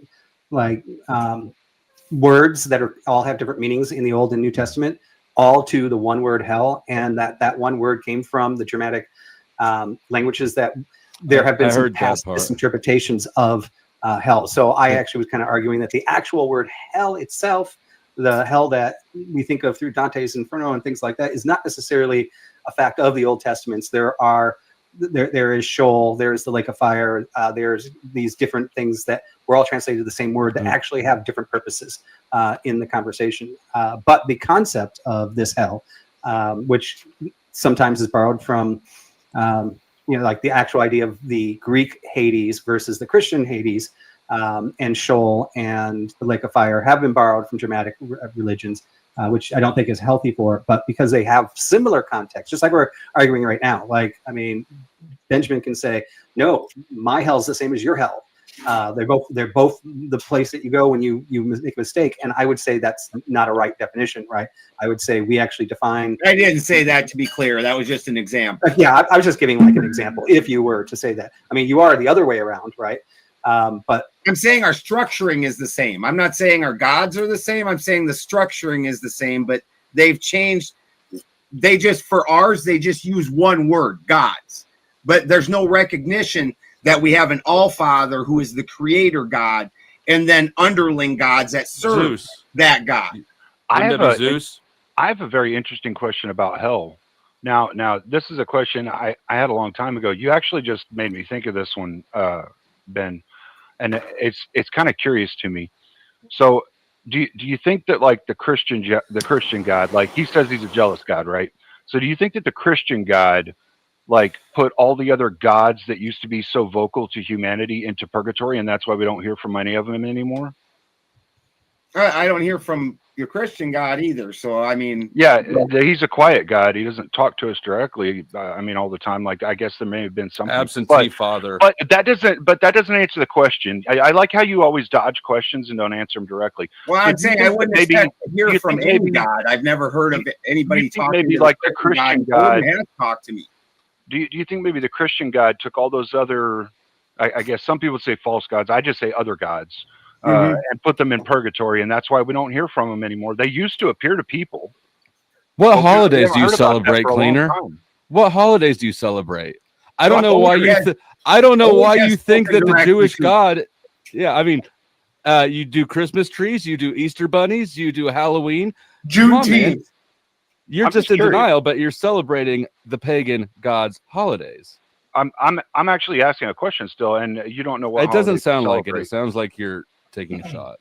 You don't know what holidays they celebrate. I'm just saying, like the representation of the Christian God, right? The God that is like, jealous and doesn't want us believing in other gods. Do you think that like there might have been like some fight between all the gods, and like that God put all the others in purgatory, so to speak, and that's why he killed his son so he wouldn't have to stress about it?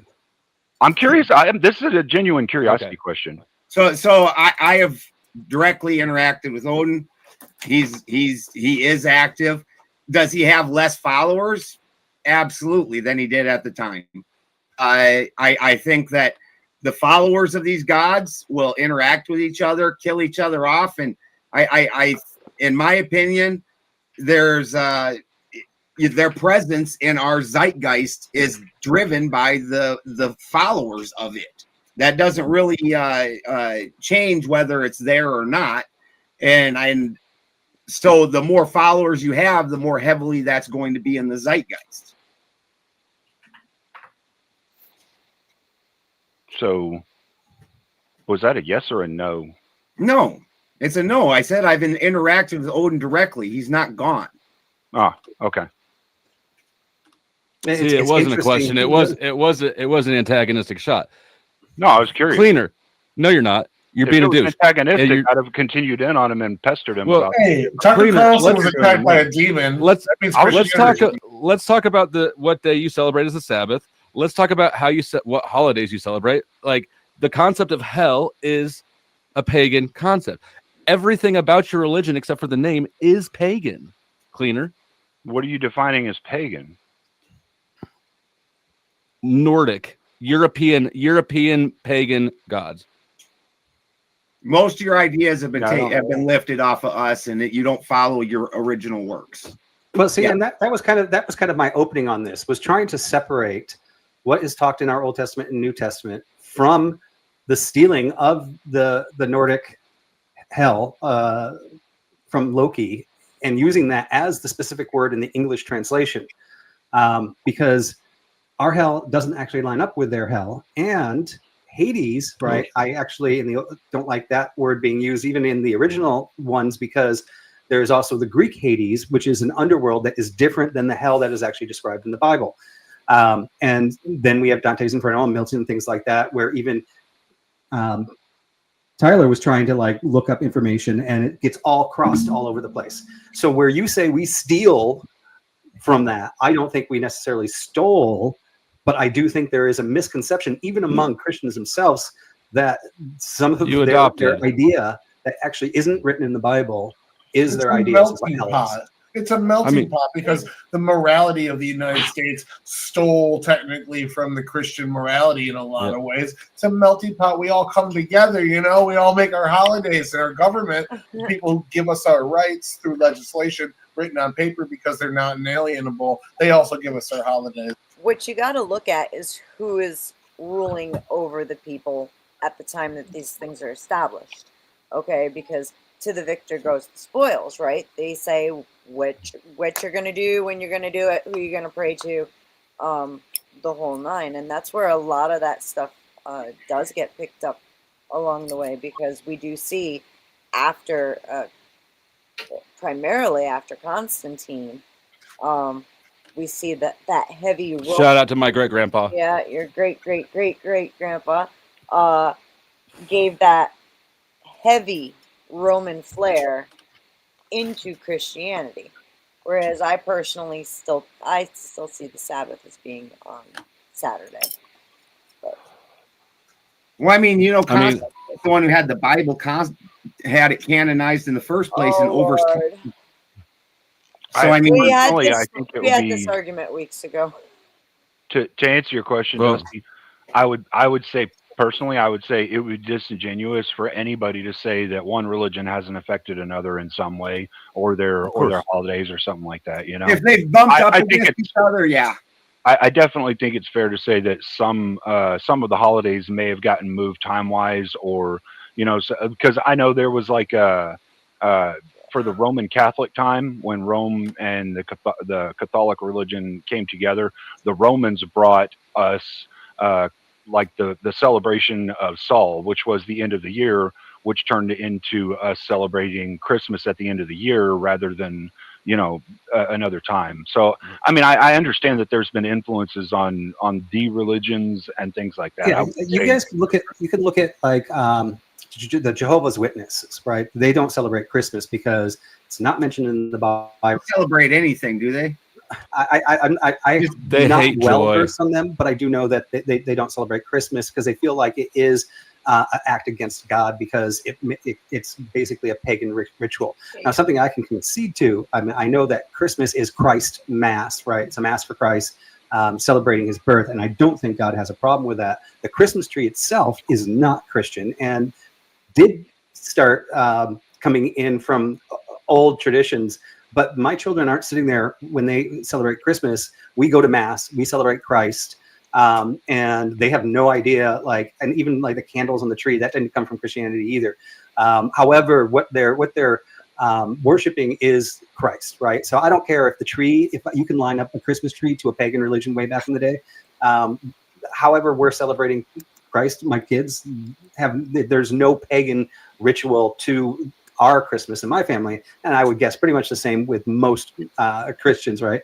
Now, if people were actually going, well, I'm a Christian, but I'm also a secret pagan, so I'm gonna stick this Christmas tree in there, and on the side worship this other pagan god. Now we have a problem, right? Now there's a problem.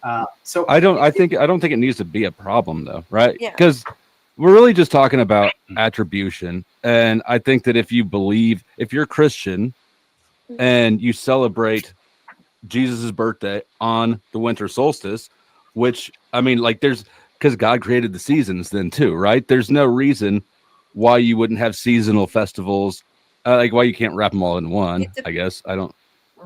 Yeah. I agree with you completely. It's all about the focus of what it is that you're celebrating, right? We're not celebrating the pagan part of it. We're celebrating Jesus, and this is how you end up with a ritual that's meaningless. This is how you lose all of that. So the reason that it's called theft is because in a very Alexander the Great style, Alexander the Great left this blueprint where the common people, they don't care if you change the name, as long as your days off are still the same, your holidays are the same, and your rituals are very similar. They don't care. So you can come in and change the name of the governor. I got to pay Chris 10%, or I got to pay Kyle 10%. I don't really give a shit whether it's Chris or Kyle. I just care that it's 10%. How do you not understand that this is not theft? This was a matter of the rules. Oh, it definitely is. So that way you can overtake Northern Europe. At the time that it was established, Rome was in control, and Rome. You took over Northern Europe. This is Northern Europe. Beth, you took over Northern Europe. Okay. Yeah. I mean, it's yeah. I just don't know that it matters. It really doesn't. The big one for me. Sorry. Well, it most definitely does. Again, rituals aren't supposed to be mindless. Rituals have meaning, and that's why if you look at rituals. If you look at Easter, those are clearly rituals that are seasonal, right? It's spring, the bunnies, the eggs, right? And I'm not saying this like so that anybody gets defensive. Like I don't think it needs defended. Those are pagan rituals. They have nothing to do with Jesus. Absolutely. They don't. As a matter of fact, and I don't think that that's an issue if you want to choose that time to recognize Jesus, right? But I think it's a non-issue. I agree with you completely. As a matter of fact, there's a lot of times where Easter is sometimes an entire month away from Passover, whereas Passover, the Seder was the Seder or the one before was the night before was the Last Supper. So if Easter were about resurrection, then it would be 3 days after Passover, after the first Passover Seder. And that's why in my household, we keep it that way. That's when we say, I don't care what the calendar says. We celebrate Resurrection Day 3 days after Passover. And yes, I make a full Passover Seder, and it's wonderful. Passover was before they left Egypt, right? It starts there. That's where the ritual, the ritual begins, is the night of the death of the firstborn. So it seems to me like the issue all arises from Christians' need to be superior in their religion. Like honestly, what religion doesn't? I don't. I guess I'm not religious, so mine. I mean, if you look at it, Jesus's religion. We're taught that to be saved, we have to act a certain way, and we're also taught, and I don't think it's a superiority complex, but part of our teaching is if you see somebody suffering next to them, one, like go reach out, help them, and share the word that made your life better. And if you don't share your word, like that's a bad thing. Like if you believe this, why wouldn't you share this great thing that you believe with somebody else? The idea is to share it, and because we share it, now all of a sudden we are egotistical. We think we're superior. Yeah. It was sharing it with the sword. That was what is help? This is not requested help. This is maybe share a sandwich with them. That'll make them there's feel a lot. Share some super chats. Share some. There's a lot of Benjamin. That's who do actually take it too far. That's what we do, and I disagree with it. I don't think we should be taking Christians should be taking it as far as they do in some circumstances. Because you do the exact same thing, Beth. You do the exact same thing. All of you on the top row do it. Just because I share it doesn't mean I'm not beating you over the head with the Bible, right? No, you're not. I'm not telling you you're going to go to hell. I'm not telling you have to become a Christian. But you believe that, right? It's inherent to Christianity. We've been over this, right? There is baked into it, just as there is in Islam and Judaism, right? All these, I don't know about paganism. Maybe there is, maybe there isn't, right? It's baked into the fabric of the religion. There's a superiority complex. Absolutely necessary. It's not superior. It's a different perspective is all. It's just a different perspective. They believe this. So from their perspective, if you don't listen to it, then you're fucked. Well, so from their perspective, to help you. From their perspective, we're going to be recycled into the torture forever because we're not as good as them, right? No, I don't. Don't. You don't want to do it again. We've been down this road. It's mandatory. The math doesn't math. Otherwise, I still stand by what I said. What I've said to you every single time, and that is that the ultimate decision at the end of everything, including the additional rain, is not my decision, and I have no business. No shit. Nobody ever saying it was. You're shooting the messenger here. Beth's just the messenger. She's just trying to Right. save your fucking soul. But I Even also this- respect you when I you don't know want that it. you're not God. Don't worry. I know that you're not God. What I'm saying is that your belief system inherently I get what is you're one saying. of superiority. There's no way around it. I If get you what you're believe that saying. everybody who believes different from you is getting scrapped by God, that's a superiority complex. I'm not offended by it. You don't need to defend the They're position. I'm just telling saying you it the is way what it is. it is. They're just telling you how the world is from their belief set. And they're not saying they're better than you because they're just saying, hey man, Right. this is coming. They're saying Let's they do believe it. that God thinks they're right. They're You know, doomsday yeah. It's weird mental gymnastics. No, I don't they're know. more like doomsday preppers. They're like, look, this rapture thing's fucking coming, buddy. Look. We need to build you a bunker. We need to confess all your I'm kind of a doomsday prepper myself, and I know that Balderson is. I just can't keep chickens alive, but I do have clean water and five gallon jugs in the basement. We're ready for that shit. How Does can Benjamin you have not chickens? keep chickens alive? Do I what? Do you have Raccoons. chickens? Oh God, yeah, I have chickens, ducks, peacocks, turkeys. Okay, Anyway, I'll hit you up pigs, offline because we're alpacas. about to build a chicken coop.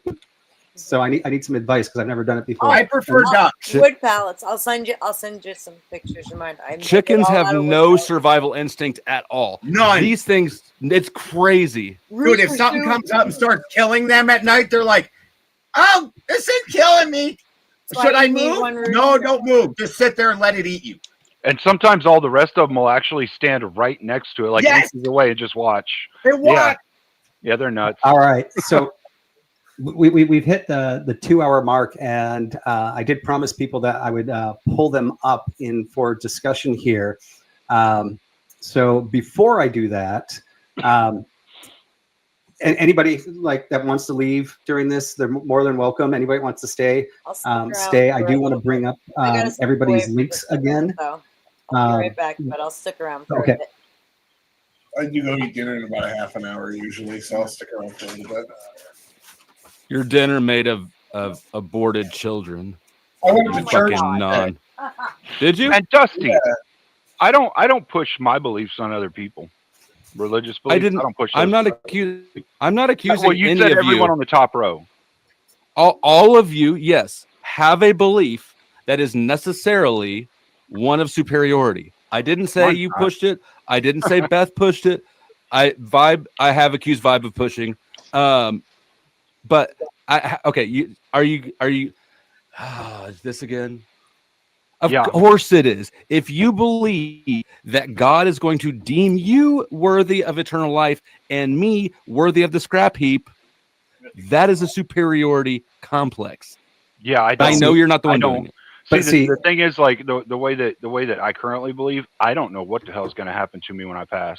Here's the Or That thing. was going to be my exact answer too. Like, I know honestly, that's all your answers. I'm not accusing any of you of being God, of knowing anything, or of making the decision. Stop straw manning that shit. None of you are God. You all have a superiority belief. It's not. You don't need to lie to me. Like, I know it's there. I can see it. Everybody can see it, but you.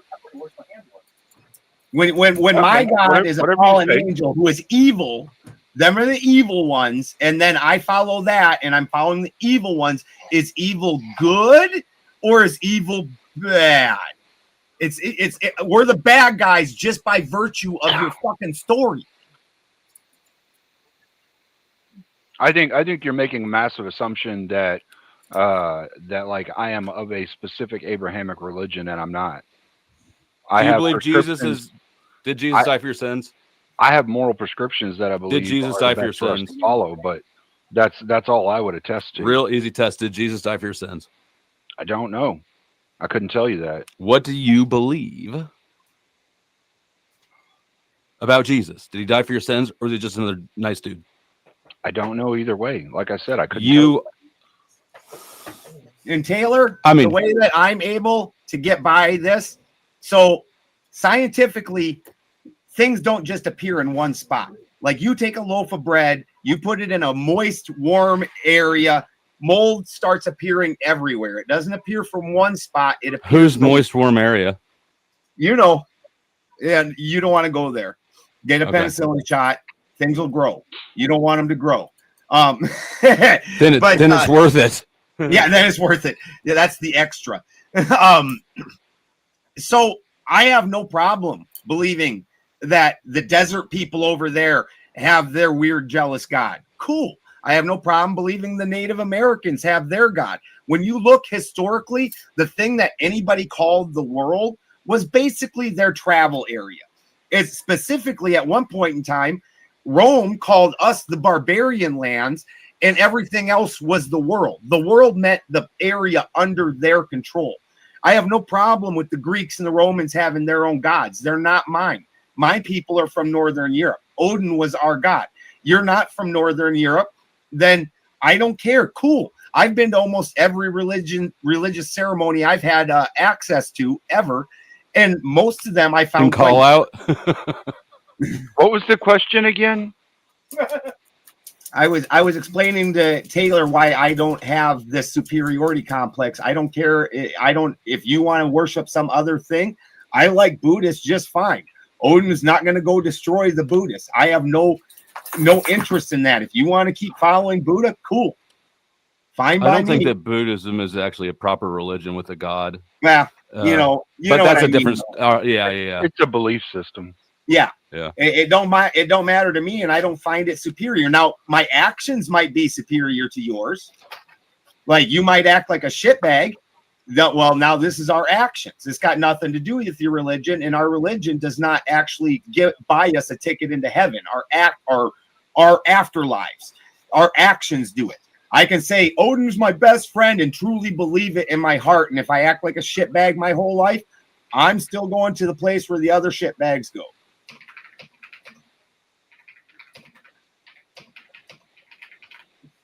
Hey, Do Diligence and Dub, can you guys cam up backstage first, just so I can make sure I'm not getting something unexpected? I can. We all know Duck. We all know. Oh yeah, Duck. And Duck. Which duck? Okay. Cool. Thank you, Do. Oh, jeez. The interesting thing to me is, I'll just shut my mouth. Let me be peaceful. Let me bring the peace to these. Let's go back to that Christians. moist place you were talking about, Taylor. Let's go back to that All moist place. Would that be the So holy if you- shit from the holy cow that makes the if you holy take- mushrooms that you can see Jesus through? If you take Nice. your two middle fingers. Oh wait a second. That's no. I think that the holy mushroom theory is like even goofy. Well, it's certainly goofy as fuck. I think it's a little funny. Well, But part of the funny thing is though, is you say that you don't you don't subscribe to this hell thing, and you think whatever you want, but it seems like you're really bothered, bro. Honestly. who are you talking to? I'm Doug? bothered that your mom started sucking my cock but didn't finish it. Oh, you're definitely bothered, bro. You are so bothered. Oh, man. Low That grade would bait. bother me too, to be fair. Nobody likes blue balls. No, what? I'm not bothered actually. I haven't been bothered all night. you're I don't not? know. I don't know It why you seemed have that like you were impression. kind of bothered. It seemed like you were kind of bothered. It seems like you want me to be bothered. It seems like you're offering me some weak bait. Wow, man, you're it's so not that beta, good. dude. You don't even know it. All right. Well, pray for me, I guess. Yeah. All right, we'll push you aside then. How about you? That says dove, Viking not man. duck. Also, Hey, Who Viking can man, I Viking- bait into Hey, being Viking, mad? I'm not a Viking. I'm nuts. Hey, Viking man. I'm not a so Viking, you talked I'm to nuts. Odin. You talked to Odin. What did he say to you? He said he's not one mind, he's three. Oh, he said he's not one mind. He's three. Yep. What does that mean? Nothing the that you would Trinity. ever understand, dumb shit. I saw Jesus in Go some ahead. toast. Explain yourself. Come on. I didn't mean, he tell if I you? was mean, if I was brand new, if I was an alien who came to Earth and was like, which god do I want to follow? all right, bro. You already I got just wouldn't wrecked, choose bro. the Just one- Sit aside. I wouldn't- Sit aside. You already Dub. got wrecked. You already got Dub. wrecked, bro. Like Jesus did. Oh yeah. What did he do? Tell me. He died. Well, he was hanging out with a naked little boy and partying, and then the cops came and they picked him up and went and offed him for it. Actually, I think all of that's us disingenuous. on this panel have made it further than Jesus. I'll stop being a douche now. I won't even entertain that shit. Oh, thank you. I've been waiting for that for like the last hour. So thanks for that. Oh, I thought that was All like right, I got a long question. light. I got a question concerning hell, right? I just wanted to bring another little tidbit to it, because whenever we think about, the concept of hell, and I think that everybody agreed that the original concept, like the Judaistic concept of hell and the Western version of hell are two different things, right? And my question is always, why, right? And then three things come to mind, right? You have like the cultural assimilation aspect, right? Whenever you have these different cultures in the same area, right? You have these different cultures in the same area, and they're all, just borrowing. Some people will say taking, right? Whenever you look at the Mediterranean, whenever you look at the Middle East, and you look at Africa, all these people have like some of the same principal things, right? So we have that aspect of it, and then you also have things get lost in translation, right? Misinterpretations, right? Some people will chalk it up to that. But then there's also a third thing, which I haven't heard here tonight, is whenever you have the aspect, whenever religion comes political, right? State-sponsored religion, right? And then I think whenever you look at things like the noble lie, and then you see that how politics can usurp religion, right? And then you get this aspect of what they propaganda when they promoting things for the benefit of politics, right? So I would also like to put in there like the concept of hell, as far as people going to heaven for doing good and bad for hell, is also a part of politics, meaning the state want people to stay in line. This is a mechanism of control. What do you guys think about that? I agree. And I think that that's part of when Vibe was talking about how the one Bible has 50 some references to hell where they changed a shit ton of words into it. That was the King James. And King James specifically, this was a super interesting subject. The 1560 Geneva Bible was the first widely printed Bible or widely copied Bible that was available. And King James did not like it. And he wanted the Bible redone. So King James was known to be somebody that thought God gave kings their power.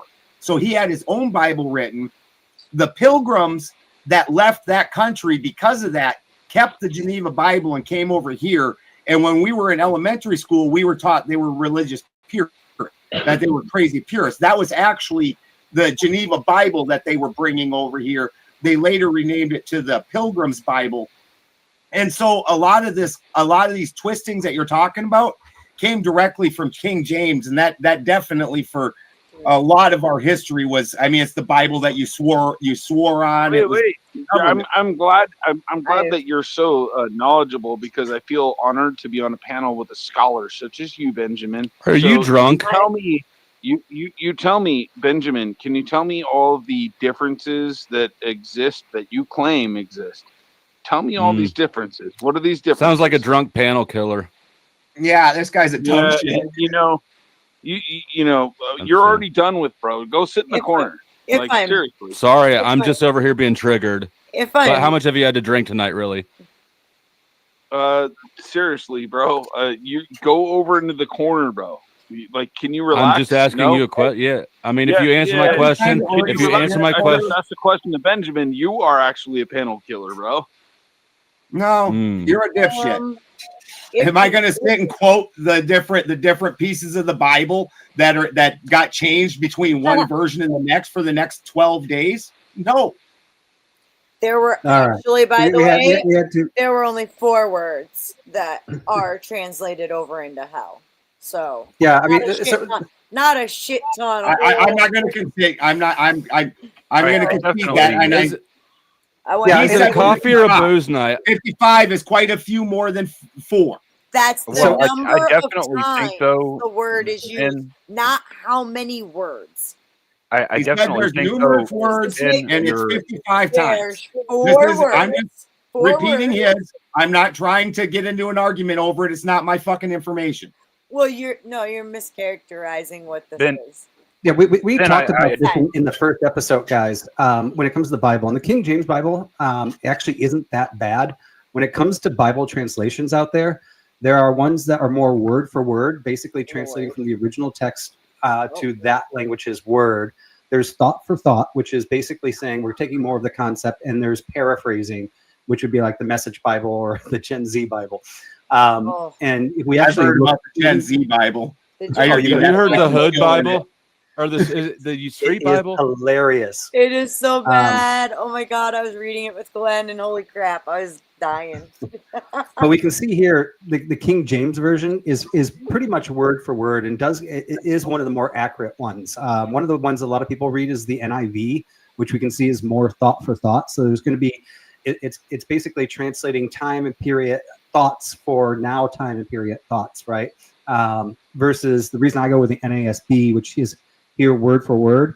It's one of the more direct Bibles, but they still take some licenses when they have to add the word the because like it's just not in part of the logistics of the old language. If you really want to go word for word, you'd have to go to the interlinear, but that can be hard to read because they're not actually translating it into English grammar. They're literally translating word for word, and it does not always translate into the grammar correctly, right?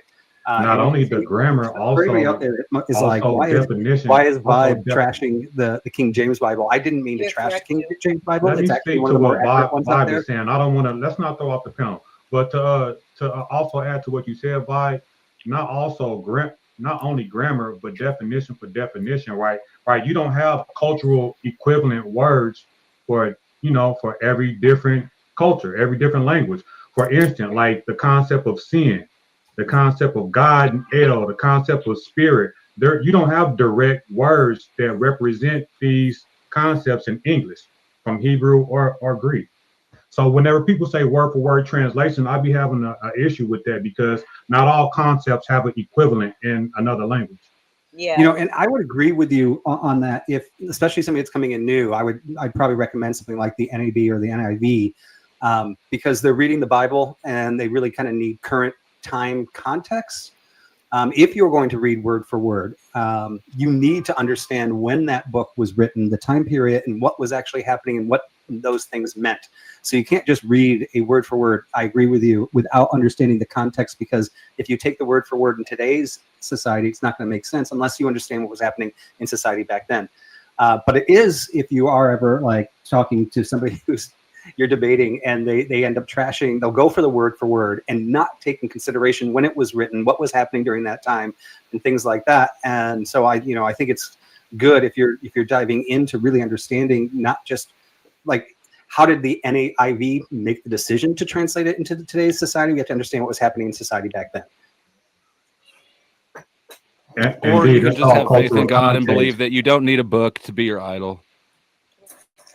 Praise God. He wrote it on our hearts. It's called cultural context.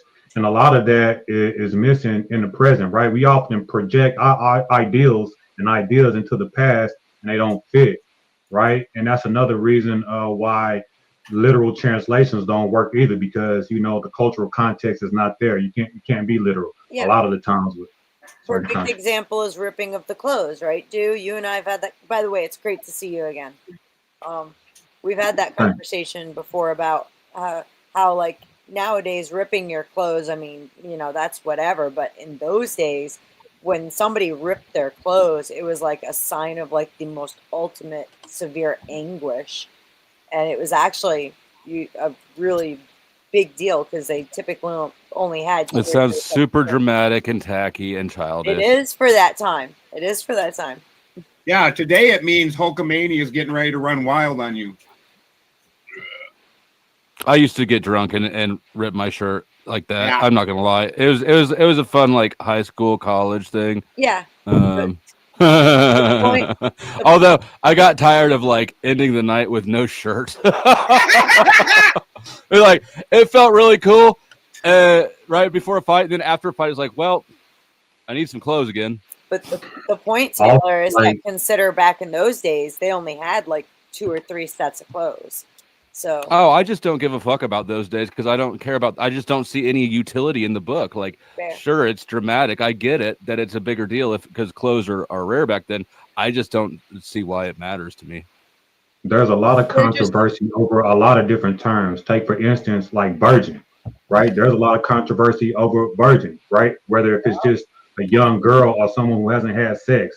You know what I'm saying? I've named about 5 of them. Whether or not the virgin was Joseph in that relationship, that's a controversy too. I don't believe that. But but we're talking about just how, words get lost in translation is a big, big deal. As well as when the it comes to religion. context. The context too changes dramatically from then to now.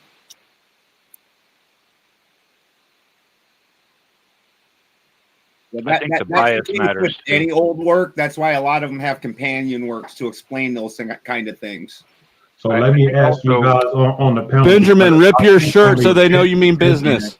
Benjamin was the only one to answer the question. My kids gave me this For the shirt. rest of the panel, would you guys attribute these like quote unquote misunderstanding of words such as hell, which is the topic? Do you contribute it to misinterpretation, right? Cultural assimilation, or politics and propaganda? I wouldn't attribute it to any one specific thing, but I would also add into the list a number of things. One of them being personal biases, which you've seen a lot of personal biases thrown at Christians tonight from Benjamin Balderson as we've had these communications that, like, man, bear your cross. Bear your cross, pussy. You're Well, not getting eaten by lions. You're just having to deal with some facts that angels are basically gods. Yeah, I'm explaining something that we're actually seeing. I can't do it anymore. As well. Damn it. There are a lot of guys also have them.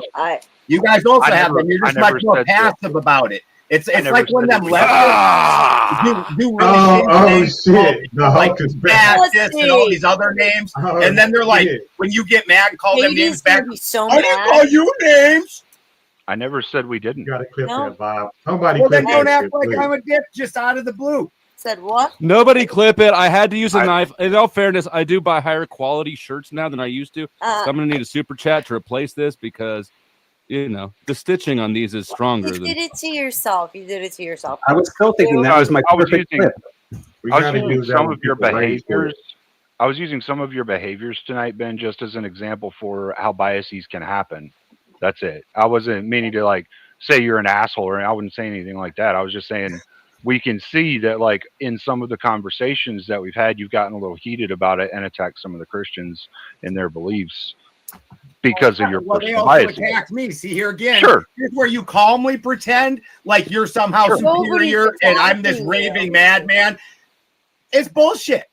Just because I explain what this belief structure Just because I said your God's a demon and he's going to burn forever in the lake of hell and you're evil, I'm still superior in night. Show me where I said any of that bullshit. Show me where I said any of that. Yeah, you did. Yeah, you did. Yeah, you fucking did. Yeah? Clip it and right. So biases exist and they create conflictual problems within our translations as well.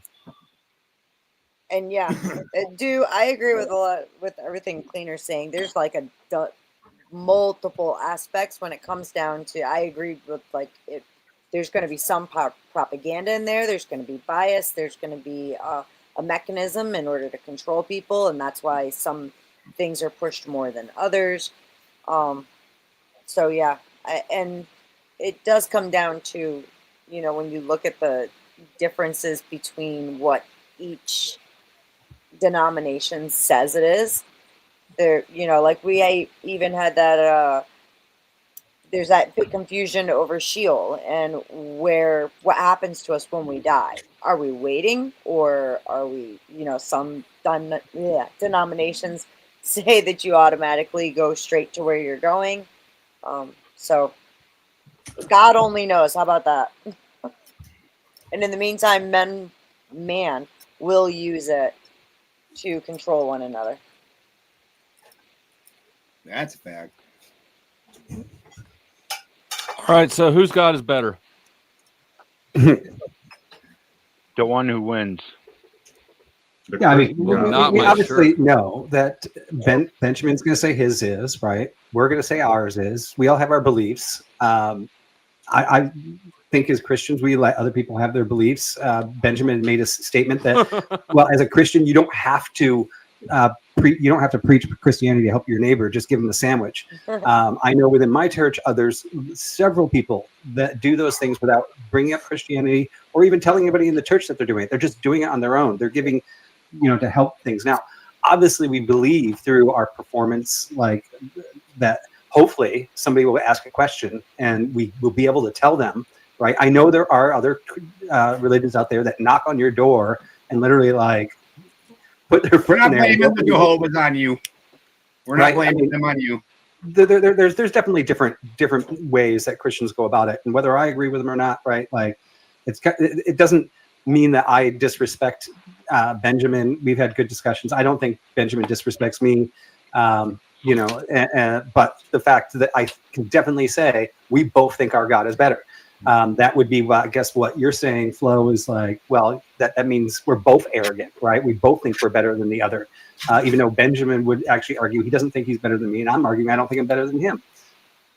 Yeah. I don't know. I mean, that straw man, I didn't say any of those things. All I did, the only thing I said is that all you Abrahamic religions have a definite superiority. I don't know if Ben does. He may not.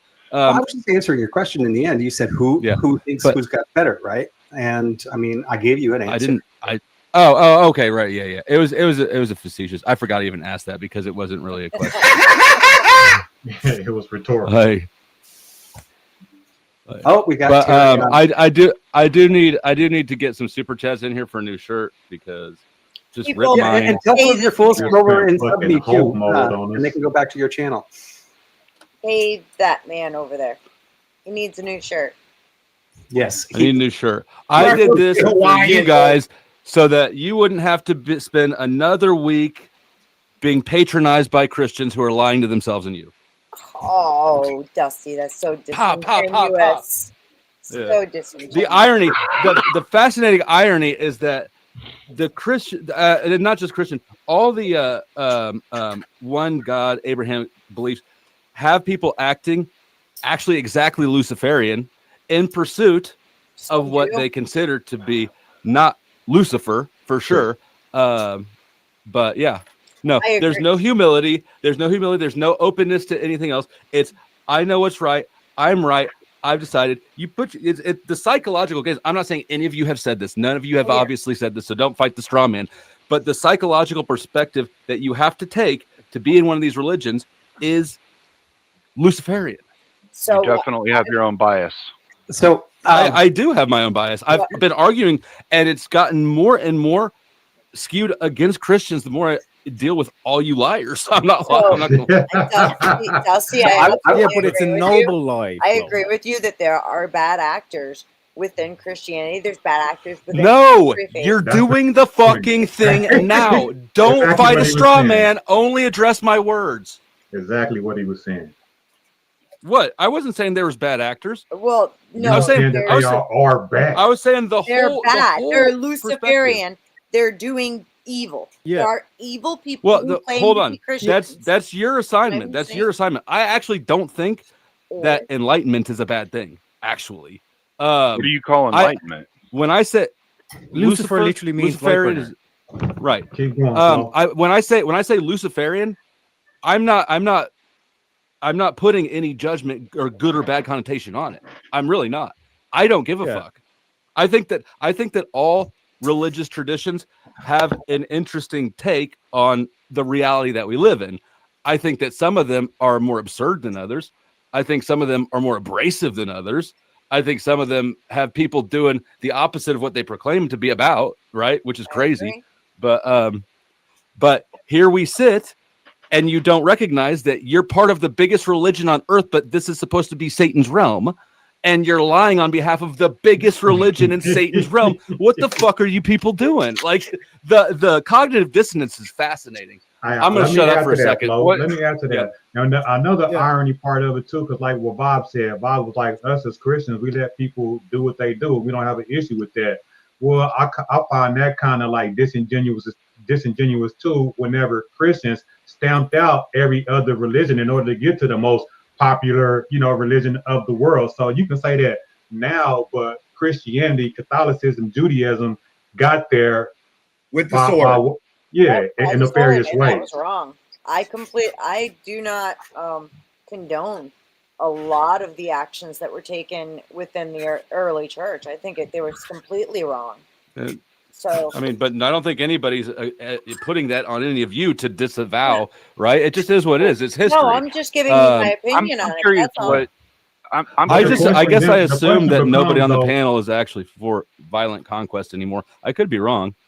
No, I'm what kind of Flo's getting curious at, what what you Flo's getting at is think. when, like, Look at fucking when Israel. you can Yeah. ask certain questions, like, for example, what did Satan actually do wrong or immoral in the If Bible? you ain't got something to say about Yeah, Ku Lane or something like that, I want your Yeah, Irish yeah. ass to shut up. Yeah, don't worry. I'll make it quick, right? So it's like in terms of the whole aspect there, it's like that's a genuine question that like Flo or Luciferian would ask, like, what the fuck did Satan do wrong? Satan actually wanted you to know morality. God didn't. God flooded the world. Satan didn't. God destroyed Job. Satan didn't.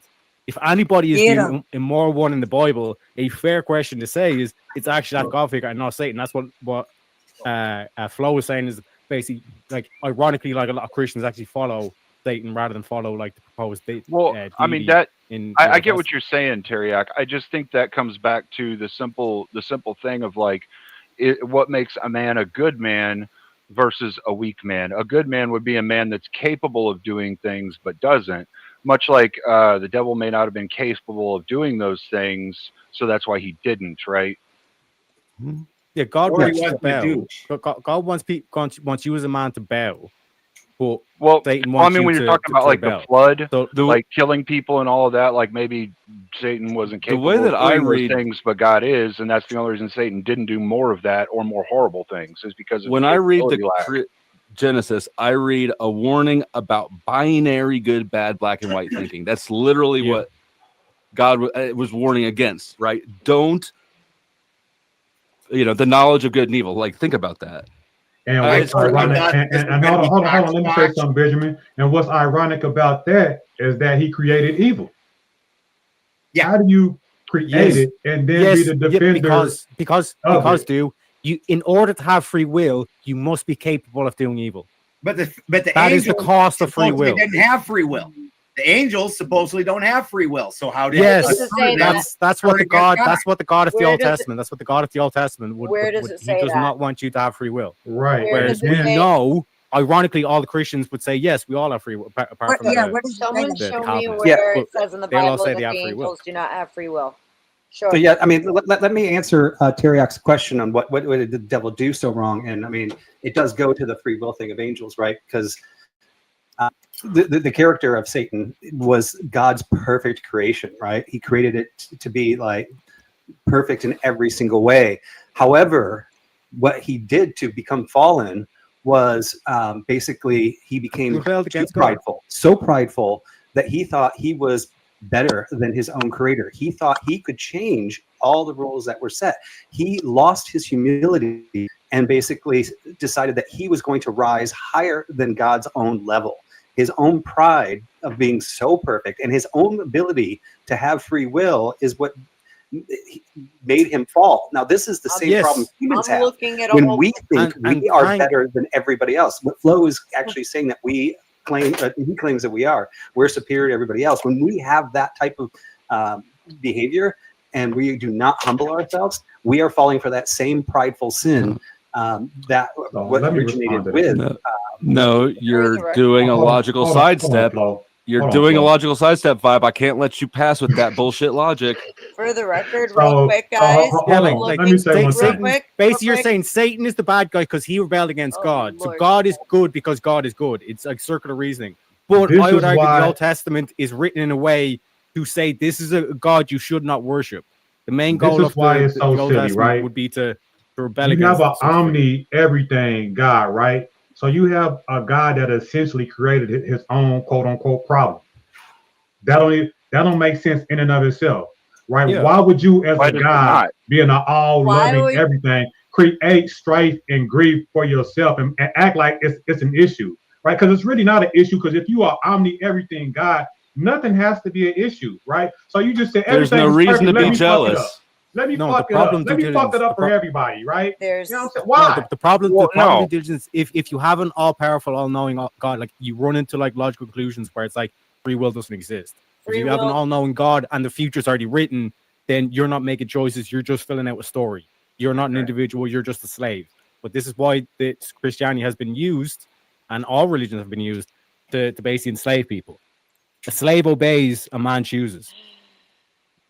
eat some And in the garden, mushrooms. Eve By the chose. way, I just found a bunch of verses that actually imply that angels do in fact have free will. So Maybe that they helps do. back up what you It's said. not a Bud. point I'm going to argue.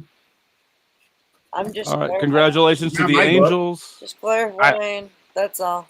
I mean, they would sort of have to if some of them rebelled, right? Exactly. That's what How I'm could they saying. That rebel was if they didn't? and I was always taught by, obviously I'm surrounded by Christians regularly, Baptists as a matter of fact, and they go and they bang on about angels not having free will all the fucking time. That comes from a movie. That's straight up out of movies. Right, which I can accept. I think even as a heathen, a lot of heathens get their ideas from movies, old plays, things like that. So I'm fine with that.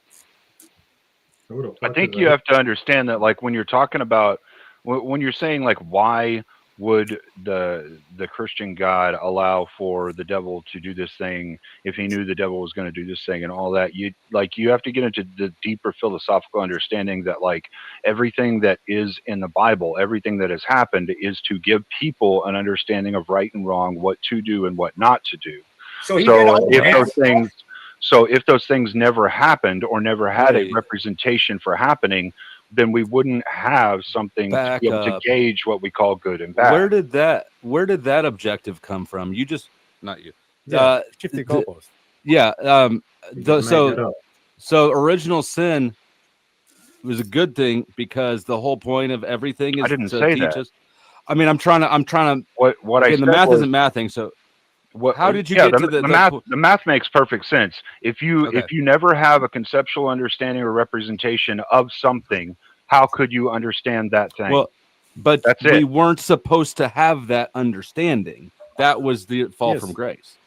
And then also, the people we saw doing those things was the one you're claiming is the good guy. No, made a good or bad claim. And let me shout out. I think you're being disingenuous yet again. I never made a good or bad claim about any of it. I said, how would we know what we This is how you're shifting the goalpost. This is how you're shifting the goalpost. We don't have stories. I want to take a shot. Let me explain this real quick, too. Let me explain. What I'm asking is, what did Satan do wrong or immoral? And you aren't able to give me one example of Satan doing something immoral, but I can say God flooded the whole world because he was pissed off, apparently, with his own creation. Excuse me, everybody. Well, I could say the only thing that I know of what Satan did was that his pride and his arrogance was pretty damn high, and I believe that's what he got touched down into hell for, or wherever you want to say he got put, right? So the thing is, though, is like, if we don't have an understanding of that concept, let me answer that. then we don't have that concept to understand going forward. So the serpent wanted you to have an understanding of that concept. Thanks, guys. Let me answer that. It's all part of free will. We don't have a concept of, like, good and bad for. Oof! My goodness gracious, that was a lot. Steelman, are you still around? I'll give you a few minutes to hang out if you want to. Yeah. All right, listen, I got one rule. I'm not arguing with you about mushrooms. Dad, if you're still watching, love you. I dropped the link for you, Steelman.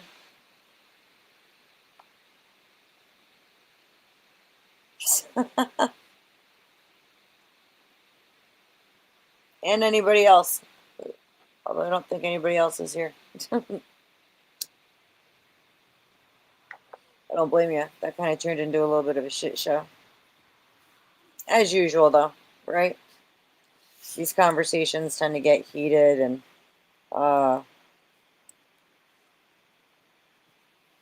blown up sometimes. People talk past each other. They don't understand a lot of things, like the idea of the free will with the angels, and I'm still absolutely, my mind is blown that, he thinks that these attacks only exist in the Bible. We have clear archaeological evidence that, these wars been going on for much longer than that. Steelman, I'm tired. Are you coming up or what?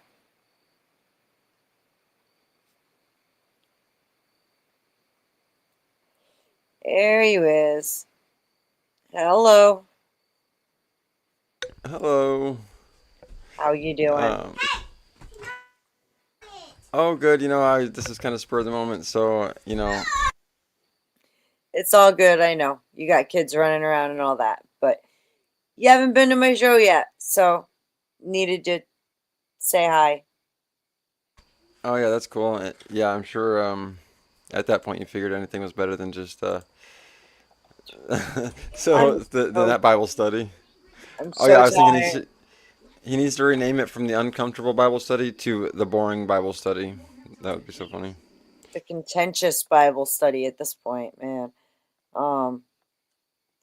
Like I'm genuinely at a complete loss for how that guy wants to sit there and be like, oh no, these stories of these things happening, you can only find any record of it in the Bible. It's like, the fuck are you talking about? I bet no.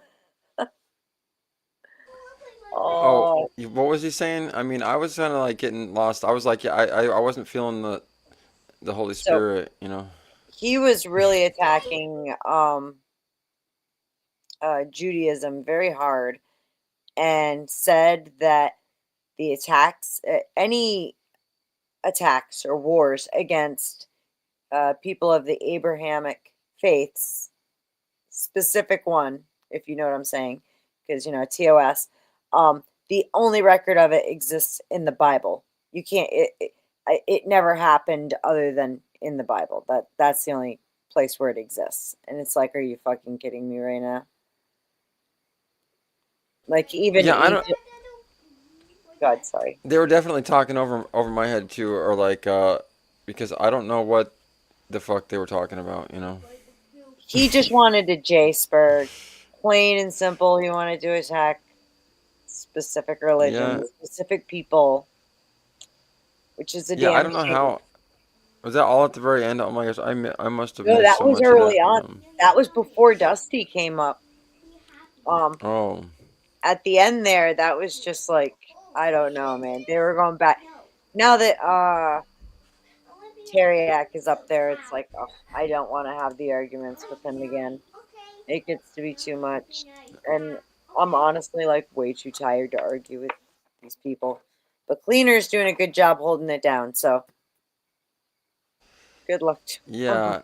Well, that's why. So and that's why I kind of mentioned at the beginning. I don't know if you noticed, but I was saying in someone's chat about how talking. It's hard to get someone. I don't know if it's impossible, right? To like talk someone into heaven, right? Or talk someone into actually like receiving or understanding. Like that's what the whole Gnostics and the mystery schools were about, right? Is that you had to. That's what the rituals were about. That's why they did the rituals and stuff. Is to reveal some sort of knowledge through something other than just words. Through revealing it through like an experience of some sort. Yeah, those, as well as to remember the things that inspired these rituals, right? Like for instance, Passover. I still cook. I'm surprised he didn't lose his mind when I brought that up. The fact that I absolutely host a Passover Seder every single year. That began before the Exodus, like right before the Exodus. And I mean, the Last Supper was a Passover Seder. So it was the night before the first big Seder, because But see, like Jesus would be the perfect sacrifice for that day. Well, oh yeah, exactly. Yeah, I've heard about that. Right. Maybe that was me. I know you're. I wanted to ask you something too, but go ahead. You first. Then I wanted to ask you something. Oh no, it's cool. Oh. I mean, I don't want to. Go ahead. You're fine, sweetheart. Don't worry about it. I was thinking about it, and do you kind of align with the group the 12 tribes. Are you familiar with them? I'm not sure. Are you talking about like what is that, like James and stuff says he is almost like the Jews, the Messianic Jews or something type line? Well, no. So it is actually a modern Christian group. However, because of our conversations, I know you pay a lot of attention to like Mosaic law and whatnot, and they try to keep those. They use Yahuwah, Yahusha. They do, in fact, celebrate Passover. They keep the Sabbath on Saturday. Conversations we've had before. Yeah, well, it reminds me a lot of the Messianic. Yeah, I think they're kind of into that too, or something. The Messianic type Jews. A lot of them are the black Jews, but the Jews, the black, Yeah, the who Hebrew think they're Israelites. Yeah, Hebrew Israelites. Yeah. But the thing is, like you guys were talking about, and earlier too, is like there's certain people who don't celebrate like holidays or something like that. Yeah. So that's kind of the more when it comes to like religion, right? Like I think that maybe the old holidays, like when you guys are talking about them, like the dates and stuff, like Christmas and stuff, like the dates, right? It's gonna be like the solstice. A lot of them mark like these solstices. I think for like, maybe they did go back to certain like, trying to like please certain gods, but maybe it just goes back to like marking some sort of like season, Sure. or like, yeah, like a calendar of some sort, Absolutely. And we know for a fact that a lot of it does because it lines up with like the solstice and things like that. Um, and I know that even within Judaism, they had their own calendar, which absolutely did pay attention to those things. But a lot of the holidays really did get implemented with Constantine founding the church, so to speak. Yeah. Yeah, well, like you guys were mentioning how a lot of it was pushed at the sort of, point of a sword or whatever and stuff like that. Yeah, And conversion by the sword. I do not. yeah, well, and somebody had brought up in the chat, like the Gnostics and whatnot, and we were kind of talking about ancient Gnosticism, and the thing is, like when like AI will tell you that, like the Orthodox Christians, so to speak, like suppressed, Gnosticism basically, and probably at the point of a sword and all that stuff, I'm sure, and Oh, they absolutely did. They killed a lot of people. And I yeah, just so you in the back chat, by the way, for later, oh, cool. so you can check that out. Oh, nice, thanks. Sorry, go ahead. Well, it's just when these Orthodox guys and stuff. So when I'm talking about like sacred mushrooms and like it's easy for them to get on and laugh about that and then say, "Oh, we're all getting persecuted for our beliefs and all this shit." It's like you motherfuckers literally persecuted the truth, which was like all your religion stems from these what they call pagan religions, Druidism and whatnot, that's why these holidays that they're talking about, Christmas and all that stuff, goes back to these pagan religions. I wonder. Sorry. Well, just to finish, just to land my plane, they're acting like they're crucified and all that shit, dude. They're not. They sit there and crucify me and laugh and fucking don't give me the time of day when I'm talking about something real and natural. But they'll sit there and eat their fucking Wonder Bread and then say they get crucified for their fucking beliefs. It's so inverted. It's so satanic and backwards. I am wondering if you and I have been speaking past each other in ways. When you're talking about kind of how like it all stems off from like the pagan religions and whatnot and the Druids, are you specifically referring to everything that was implemented by the Roman rule when they quote unquote, when they made Christianity the official religion of the empire? Well, no, or actually, are you saying even before that? Right, I'm trying to say that that Christianity has its roots in the transition from man, as hunter-gatherers to agriculturalists, Gotcha, but you would not include Judaism in that, correct? So as we moved from out of that, and we moved into agriculture, and we specifically utilized the Nile River for its irrigation, and built the Egyptian Empire, through its mass agriculture of wheat production. They were using the sacrament as their religious sacrament. That's why the gold cap is the sun disk with the beetle that they would worship, right? So Yeah. So the first basic, and if you want to take it back, I mean, I'm not trying to get into too many details. People are going to say, what about Babylonian and, the ancient Persian empires or whatever, Akkadian? That's all outside of, like, the actual Hebrew Israelites, though. So, But it's the roots of Hebrew Israelites, because you have Moses coming. Not only was Moses trained up by the Pharaoh, right, but then he brought the Israelites out of Egypt. So it was basically the son of Pharaoh, or actually Pharaoh, who led the Israelites and was teaching them the Egyptian religion. So Christianity is a direct link, an offshoot of ancient Egyptian. You can go even further back with that claim and point to Joseph when he was in Egypt and became the vizier, second to the Pharaoh. However, I would absolutely challenge you that in order to keep TOS, I'm just going to say the Hebrew Israelite faith and belief structure. I think we could establish the roots back to show that they run parallel with the timing of the more pagan stuff, if not even predating it. Sorry, one sec. I'm listening, but I got something in the oven I got to grab. One sec. Oh, go ahead. Hi, Logical Spark. Good to see you. I'm just chatting with Steelman for a minute here. I'm about to go to bed. I am exhausted right now. I had to leave Bible study. I was too tired for arguing. I had my second wind quite a while ago. I'm done now. Hang on a second.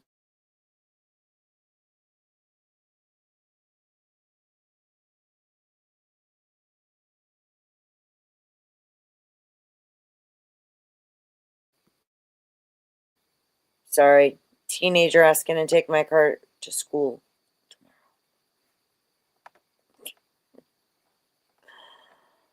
Oh my goodness. What a night. Oh, Steelman hurries up because I'm about to be saying goodnight to him. I am exhausted. Everybody who tuned in tonight, I really appreciate you all. Joe Cool, it was great to see you. As well as Mr. Logical Spark, you too. Cynthia.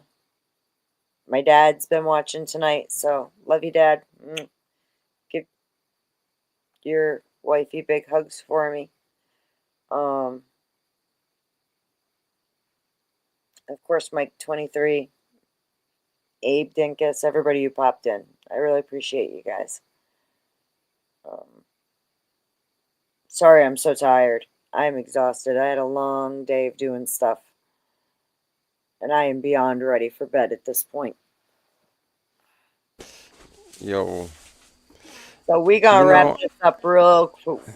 I'm gonna give it all right, not more than 5 minutes because I'm tired. Holy shit.